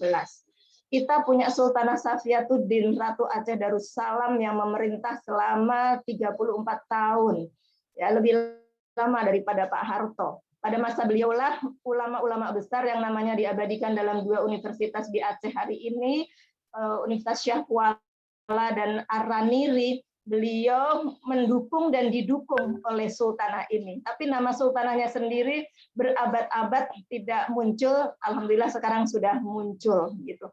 Dan beliau seorang ulama yang menguasai banyak bahasa asing dan banyak bidang ilmu pengetahuan, sehingga dia bisa menghidupkan peradaban ya, keilmuan pada saat itu. Kemudian beliau juga membuka jalan bagi kepemimpinan 3 sultanah lainnya. Di Palembang kita punya Ratu Sinuhun yang punya kitab Simbol Cahaya yang itu menjadi rujukan semacam kayak undang-undang begitu yang sangat memberikan hak dan perlindungan kepada yang kitabnya masih dibaca sampai sekarang. Namanya, ada yang menyebut namanya Perukunan Jamaluddin, ada Perukunan Melayu, begitu. Kemudian kita punya Ratu Aisyah di Tenri Ole yang sekarang ini mulai dibahas, dimunculkan selama 55 tahun menyelamatkan naskah kuno Ila Galigo yang sekarang ada di Leiden. 55 tahun memerintah. Kemudian juga ada Raja Aisyah binti Raja Sulaiman Sastrawati yang menulis Hikayat Syamsul Anwar. Ini sudah jauh gitu ya. Kemudian nah, ulama yang memang benar-benar berangkat dari keulamaan keilmuan Islam, kita punya juga Tengku Fakinah, ulama besar di Aceh yang mengasuh pesantren dengan ratusan santri. Beliau hidup seperiode dengan Cut Nyak-Dien dan memimpin para pasukan juga dalam menghadapi Belanda, menjadikan pesantrennya sebagai base camp dari pergerakan kebangsaan gitu. Jadi sejak awal itu sebetulnya sejarah keulamaan perempuan di Nusantara itu sejarah keulamaan yang tidak pernah lepas dari dinamika sosial politik yang hidup pada masanya. Jadi ketika hari ini kita Indonesia dan bahkan dunia ya, karena memang masih satu-satunya di dunia punya KUPI, Kongres Ulama Perempuan Indonesia, sesungguhnya di Nusantara dan di Indonesia ini sendiri. Lalu kemudian kita punya Nyai Siti Walidah Ahmad Dahlan. Nah, di Indonesia ini juga punya kekhasan. Para istri tokoh-tokoh ormas besar itu pada umumnya juga adalah ulama perempuan yang memimpin pergerakan. Nyai Siti Walidah Ahmad Dahlan, beliau penggagas Sopotresno yang kemudian menginisiasi lahirnya Aisyah. Begitu juga Ibu Nyai Solihah Wahid Hashim, beliau juga sangat luar biasa memberikan dukungan pada Kiai Wahid Hashim. Putrinya Mbah Hashim Asy'ari juga Ibu Nyai Khairiyah itu memimpin pesantren Tebu Ireng pada zaman prakemerdekaan dan mendirikan Madrasah Tilbanat di Mukarramah karena memang beliau keulamaannya luar biasa dan menjadi perempuan yang masuk dalam tim Bahsul Masail PBNU. Jadi keulamaan beliau itu diterima secara meluas baik nasional maupun kemudian mengantarkan Indonesia bisa memiliki Kongres Ulama Perempuan Indonesia. Dan kita dalam proses itu tentu wajib untuk menyebut ikhtiar jasa Mbak Lis Markus yang keluar masuk ke pesantren-pesantren, mengetuk pintu satu demi satu gitu ya, membangun kesadaran keadilan gender di kalangan para kiai. Dan Indonesia sebetulnya relatif cepat gitu. Kita alhamdulillah, karena apa? Karena kita punya pilar sosial yang kokoh. Pilar sosial yang kokoh itu adalah ulama-ulama kita sebagian besar berpikir wasatiyah. Sehingga karena berpikirnya wasatiyah, maka kita punya undang-undang dasar pun tidak ada diskriminasi atau membedakan hak antara laki-laki dan perempuan. Ini modal sosial, politik, konstitusional yang sangat luar biasa, sehingga ketika KUPI bergerak, maka KUPI tidak bisa lepas dari konteks kesejarahan yang melingkupinya ini. Nah itulah maka ketika KUPI bicara tentang kebangsaan, kita bisa next, Kang Anik, Mas Anik. Ini wajah kebangsaan ulama perempuan, saya mungkin nggak bicara tentang apa itu, siapa itu ulama perempuan ya, karena Mas dalam Kudori. ulama perempuan itu ideologis. Jadi Kang Aceh itu seorang ulama yang punya perspektif perempuan. Dalam perspektif KUPI itu adalah ulama perempuan gitu. Ulama yang memiliki kepedulian dan pemihakan serta karya-karya dan khidmah konkret untuk pemajuan dan pemberdayaan perempuan. Nah, untuk menghormati semua perempuan yang berilmu dan berkapasitas ulama,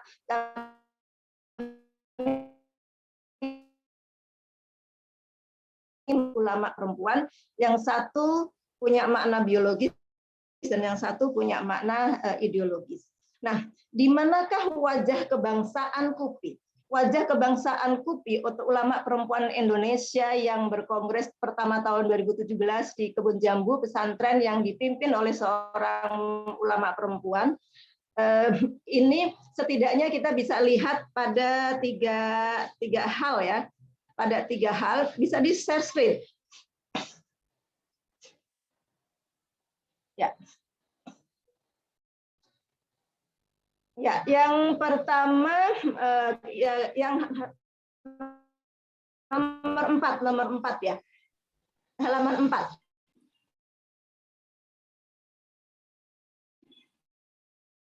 Halaman 4 berikutnya. Wah, tanggung jawab berkebangsaan KUPI ini bisa dilihat pada setidaknya 3 dokumen dan 3 ada dokumen, ada metodologi gitu. Yang pertama tentang Ikrar Kebun Jambu, yang kedua visi misinya KUPI, dan rujukan KUPI, rujukan musyawarah keagamaan atau usul fikihnya KUPI gitu ya. Manhajul fikri KUPI di dalam melaksanakan musyawarah keagamaan. Itu semuanya berwajah kebangsaan. Nah, kita bisa melihat Ikrar Kebun Jambu ini. Ini kami waktu itu membuat bareng-bareng dengan beberapa orang. Setiap paragraf itu benar-benar merinding ya. Kami menuangkannya. Jadi ini memang menjadi dokumen sejarah KUPI. Yang pertama menegaskan dan meneguhkan kemanusiaan perempuan yang sama setara dengan kemanusiaan laki-laki, yang tidak boleh dikurangi oleh siapapun atas nama apapun. Yang kedua, kita menegaskan sejarah keberadaan dan peran perempuan dalam membangun peradaban Islam sejak zaman Rasulullah yang selalu ada, akan tetapi sayangnya historiografinya tidak selalu berpihak sehingga kemudian banyak terpinggirkan oleh penulis politik dalam beberapa masa di sepanjang sejarah Islam. Poin 3, kita di sini kita recognizing ya, mereklaim bahwa menyatakan bahwa ulama perempuan bersama ulama laki-laki. Alhamdulillah ya, setelah KUPI ini kata-kata ulama perempuan menjadi istilah yang lazim, familiar, dan diterima dengan positif oleh berbagai kalangan. Itu bagi kami sesuatu yang sangat luar biasa. Kita sudah menorehkan satu peradaban di Indonesia ini yang kalau dulu mungkin kepikir ulama itu ya laki-laki begitu. Walaupun ulama itu sebetulnya kalau bahasa Arabnya sendiri kan jamak taksir bisa laki-laki dan perempuan, tetapi kan pemaknaan sosiologisnya di Indonesia laki-laki. Maka dalam paragraf ketiga ini kita tegaskan membebaskan manusia dari penghambaan pada selain Allah, tadi itu yang disebutkan Mbak Lis dengan sangat luar biasa, melakukan amar ma'ruf nahi mungkar, memanusiakan manusia dan menyempurnakan akhlak mulia demi mewujudkan kerahmatan semesta. Ini misi ulama perempuan ya, untuk Islam, kemanusiaan, kemudian juga untuk peradaban dan untuk kesemestaan. Ini visi KUPI ada di sini.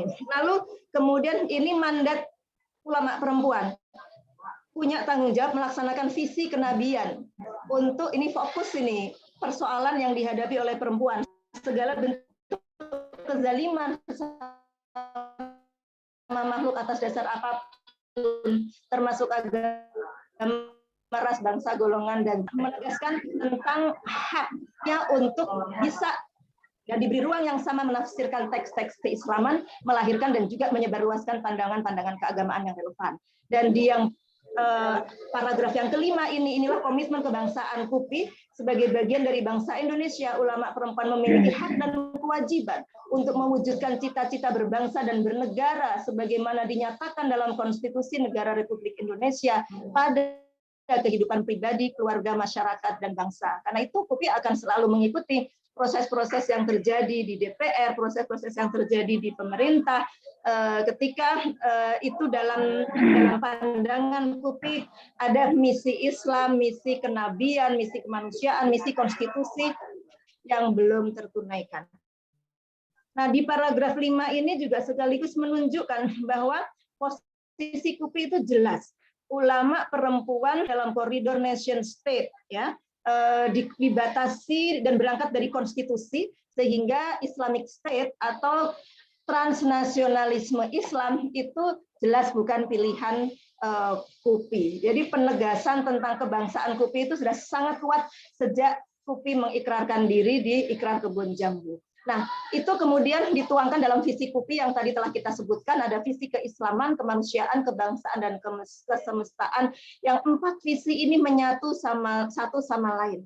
Jadi bukan keislaman yang tekstual, keislaman yang hanya merujuk pada misalnya sejarah atau teks masa lalu, tapi keislaman yang memanusiakan manusia masa kini, dan ada dalam koridor kita sebagai negara bangsa yang punya konstitusi, keislaman yang memberikan jaminan kelestarian pada alam semesta, kira-kira seperti itu. Begitu juga kebangsaan yang tidak boleh kering dari nilai-nilai universal Islam, kebangsaan yang tidak boleh merusak alam, dan lain sebagainya. Jadi ini 4 visi yang saling berkelindan satu sama lain, yang ini akan terus kita usung dalam setiap pandangan KUPI, baik pandangan yang dihasilkan melalui musyawarah keagamaan maupun pandangan-pandangan yang dihasilkan dalam halakoh-halakoh, karena tidak semua persoalan bisa diselesaikan melalui kongres yang masanya 5 tahunan. Nah, karena itulah ini kami rumuskan menjadi usul fikihnya KUPI. Next, ya. Nah, ini apa namanya, kalau al-adillah gitu ya, al-adillah yang semua muttafaq alaih ya, Quran, hadis, terus kemudian ada ijma' qiyas. Kami Quran, hadis iya, ijma' qiyas, kemudian ada masalah mursalah, ada urf, ada istihsan, ada syar'u mangqablana, dan lain sebagainya, termasuk juga pendapat-pendapat para ulama, itu kita tulis semua di aqwal ulama. Sehingga pemikiran dan pendapat ulama baik personal maupun kelompok misalnya fatwa dari lembaga, kalau di Indonesia ada NU, Muhammadiyah, ada MUI, termasuk juga aqwal ini adalah kaidah-kaidah fikih, kaidah-kaidah usuliyah, karena itu kan ekstraksi dari pemikiran para ulama, maupun fikih. Dan setiap pendapat kami itu selalu mencari bagaimana pendapat ulama Nusantara, bagaimana pendapat ulama perempuan tentang hal ini. Jadi itu selalu menjadi bagian dari kesadaran kami di dalam merujuk. Jadi Imam Syafi'i, murid-murid, tetapi juga Profesor Quraish Shihab misalnya pandangannya Ibu Khuzaimah, pandangannya ulama-ulama Nusantara yang memang relevan, semuanya kita ambil sebagai bentuk bagian dari pengakuan kita akan keislaman Indonesia, keislaman Nusantara. Dan kami lebih tegaskan lagi itu kemudian di al-adillah yang berikutnya, yaitu konstitusi negara. KUPI berpandangan bahwa konstitusi negara ini adalah ijma dari bangsa Indonesia, di mana umat Islam juga merumuskannya, dan isi dari konstitusi itu semuanya sama ya, semuanya sesuai dengan spirit Islam yang universal. Karena itu konstitusi negara selalu menjadi rujukan kami ketika kami melangkah. Kita ngomong perkawinan anak begitu ya. Ya pasti kita ada rujukannya tentang konstitusi negara. Begitu juga dalam kekerasan seksual, perusakan lingkungan hidup, buruh migran, radikalisme, pengkaderan ulama perempuan, dan lain-lain, itu isu-isu yang menjadi concern KUPI. Nah, yang spesifik, kalau konstitusi negara ini kita tahu MUI, NU, Muhammadiyah, dan ormas-ormas Islam yang lain juga pasti menjadikan ini sebagai rujukan, tetapi mungkin tidak ditulis secara eksplisit gitu ya.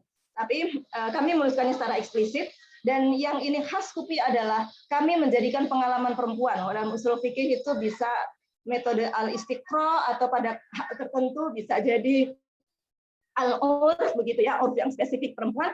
Ini menjadi rujukan kami. Sehingga apapun yang kami sampaikan dalam fatwa atau pendapat keagamaan, tidak bisa kita mengabaikan pengalaman perempuan, karena perempuan punya pengalaman yang spesifik yang tidak selalu bisa dirasakan dan dialami, baik secara biologis maupun secara sosiologis. Nah, ini yang kemudian menjadi manhajul fikri al-adillah-adillahnya KUPI, sehingga konstitusi negara itu memang menjadi jiwa ya yang tidak bisa dilepaskan di KUPI sejak awal. Nah, ini semuanya kemudian menjadi jadi menjiwai next rujukan KUPI baik dalam musyawarah keagamaannya maupun juga melalui pandangan-pandangan yang lain. Ini bukan saatnya ya kita mengelaborasi pandangan keagamaan, tapi sebetulnya kalau setiap hasil musyawarah itu kita mau buka dengan metodologi berpikirnya gitu ya, al-istidlalnya, analisisnya, itu ketemu semua itu. Memang semuanya itu rohnya itu roh kebangsaan, kemanusiaan, keislaman, dan kesemestaan.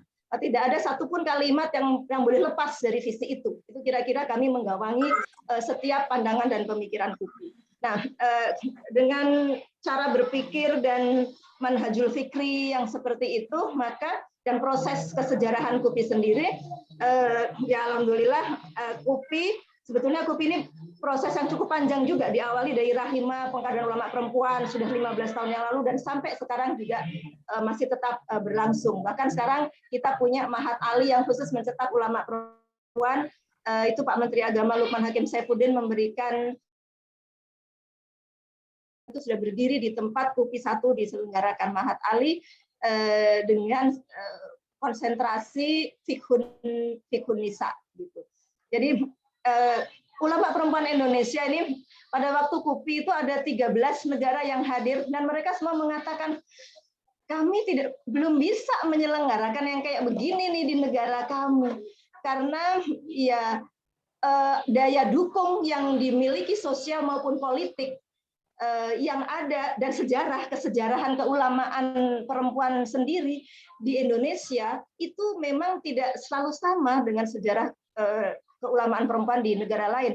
Begitu juga gerakan perempuan Islam di Indonesia itu juga warnanya berbeda gitu, tidak sama persis dengan gerakan perempuan Muslim di negara lain. Nah, gerakan perempuan Muslim di Indonesia ini masuk dan menyeruak melalui jantung-jantung otoritas tinggi, ada PSW di UIN, melalui ormas-ormas Islam yang berpengaruh begitu. Jadi muncul betul-betul organik begitu. Ini yang kekuatan dahsyat yang saya kira kita perlu sangat bersyukur sehingga kita bisa berkontribusi ini. Saya ingin mengatakan bahwa kontribusi ini bukan sesuatu yang terlepas dari daya dukung yang lain tadi ya. Sehingga kita bisa meneguhkan eksistensi dan peran ulama perempuan dalam berbagai bidang kehidupan baik di Indonesia maupun dunia. Tadi Mbak Yuni sudah menjelaskan itu dan sebetulnya banyak negara lain yang belajar dari Indonesia, termasuk Presiden Afghanistan yang sekarang diganti dan istrinya ibu negara dubesnya itu datang ke Indonesia khusus belajar tentang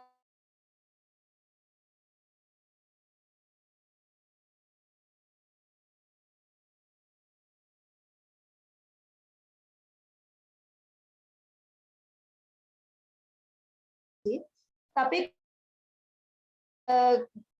saya kebetulan memang ketua Majelis Musyawarah KUPI, tapi jangan dipahami sebagai ketua yang struktural begitu. Ya ini mengorganisir saja karena kekuatan KUPI utamanya adalah pada ulama-ulama dengan komunitas jaringan dan umatnya masing-masing.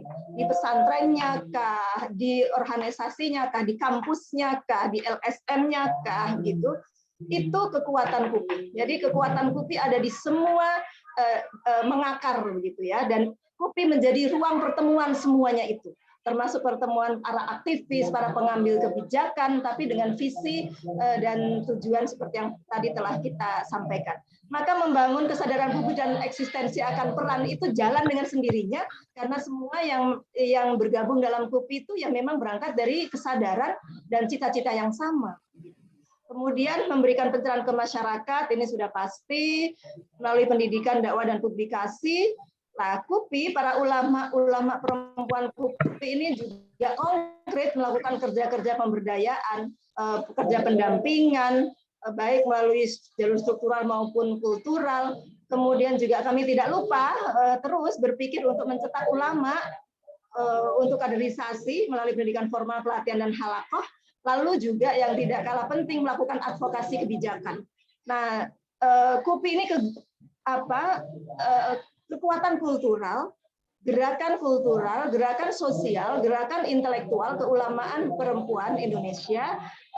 Tapi karena memang sejarah Indonesia seperti itu dan perubahan sosial itu akan sangat efektif atau minimal lebih efektif kalau didukung oleh perubahan struktural, maka KUPI pun melakukan advokasi kebijakan. Dan banyak juga ulama jejaring KUPI yang duduk di anggota DPR, kemudian menjadi kepala daerah yang concern pada isu-isu dan menguasai apa yang menjadi pemikiran dan cita-cita KUPI.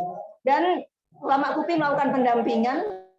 Banyak di antara ulama KUPI yang kadang-kadang disalahpahami masyarakatnya karena menjadikan pesantrennya sebagai crisis sebagai shelter, sebagai crisis center seperti itu. Termasuk saya sendiri sudah sejak dulu melakukan hal yang begini, ngadepin keluarga yang berantem, terus kemudian sampai kita ngadep ke polisi begitu, karena istri dan anaknya korban kekerasan datang ke rumah untuk minta perlindungan, tapi kemudian ada sebagian ada keluarganya yang laki-laki menganggap ini tidak bisa ikut campur urusan keluarga, nggak bisanya bagaimana, nah bla bla bla bla. Nah yang kayak begitu-begitu itu juga kita lakukan, gitu ya, hal-hal konkret pendampingan korban dari yang sifatnya visioner sampai hal-hal yang sifatnya betul-betul penyelesaian masalah di lapangan.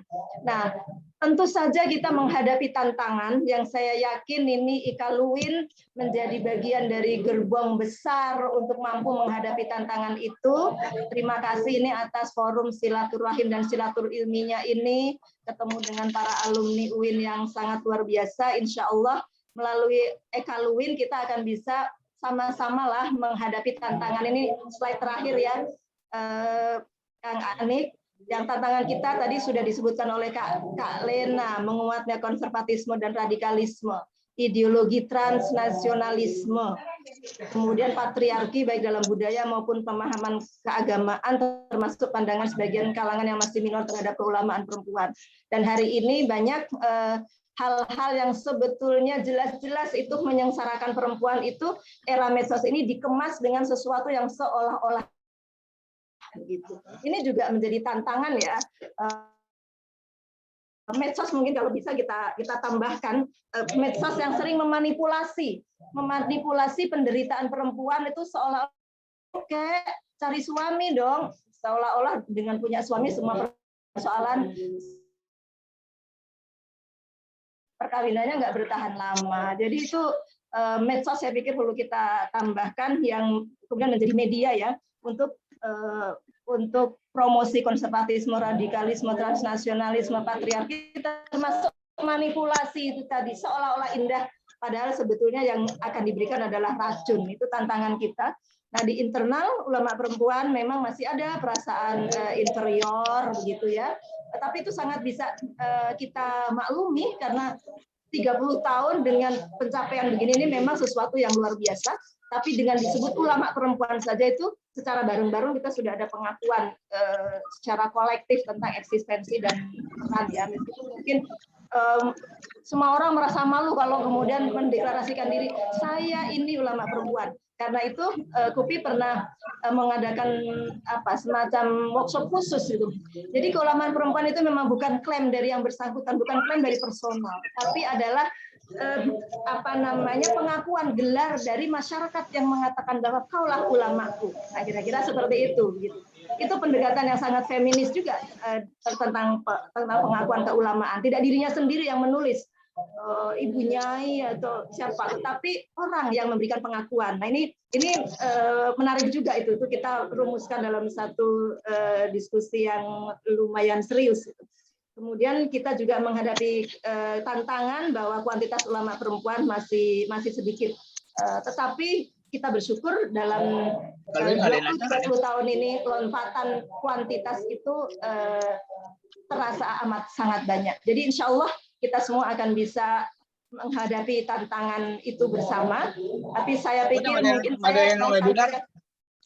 saya sampaikan berita baik ya, kemarin dari tracing medsos kemarin dengan ramenya ada kasus Muhammad Kece atau Kece itu, ternyata kalau dari tracing media sebetulnya sekarang di medsos itu wacana Islam wasatiyah itu jauh lebih mendominasi. Itu contoh misalnya NU Online pada 2 tahun yang lalu itu masih kalah jauh dengan media-media Islam yang provokatif, tapi sekarang NU Online, kemudian ada islami.co itu diakses oleh banyak kalangan. Ini sesuatu yang positif, suara-suara optimisme yang saya pikir perlu terus kita jaga dan kita besarkan. Tentu saja kita juga perlu terus untuk memberikan energi kita untuk merespon tantangan-tantangan dan masalah. Karena tantangan itu walaupun sedikit memang biasanya menguras energi yang cukup besar gitu ya. Nah, semoga kita semua tetap optimis dan semakin menguatkan sinergi, silatul ilmi, silatul fikri di antara kita. Insya Allah melalui Ikaluin, insya Allah kita akan sama-sama mewujudkan cita-cita kebangsaan dan keislaman kita yang menjadi rahmat bagi umat manusia dan rahmat bagi semesta. Terima kasih Kang Anik dan semua yang hadir. Mohon maaf. Wallahul muwaffiq ila aqwamit thoriq. Wassalamualaikum warahmatullahi wabarakatuh. Waalaikumsalam warahmatullahi wabarakatuh. Saya kira tonnya betul-betul positif. Saya kira KUPI ini menandai sesuatu yang sangat besar menurut saya dari capaian yang kita bisa rangkai sejak Mbak Alis tadi, Kak Lena dan lain sebagainya, yang sebenarnya itu menciptakan atmosfer besar yang memungkinkan kita melakukan sesuatu yang lebih cepat daripada yang bisa dibayangkan orang, atau kalau dibanding negara-negara yang katakanlah dalam tanda kutip Islam di sebelah kita.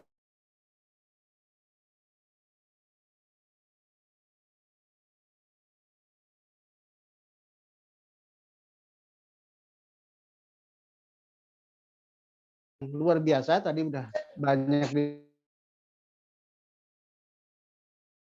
Islam maupun yang pendeta. Ada pendeta Silvana juga hadir di sini yang sebenarnya adalah NU, NU cabang Kristen.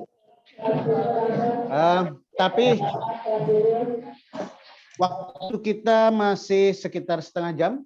Saya buka, silakan Bapak Ibu tokoh-tokoh lain yang mau kontribusi. Saya kira ini diskusi awal dari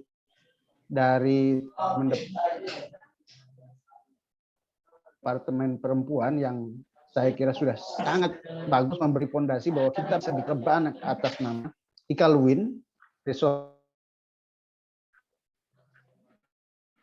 dan kita tidak hanya berkebetulan di bulan Agustus yang juga memberi energi positif buat kita.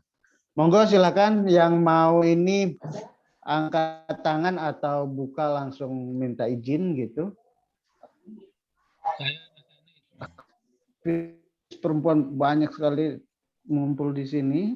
Ada Bu Tati Hartima, ada Mbak Ibu tidak mau. Ada Siapa Dr. ini? Kusmana. Pak Kusmana, Kak Nik. Oh iya. Monggo. Oke, terima kasih atas waktunya.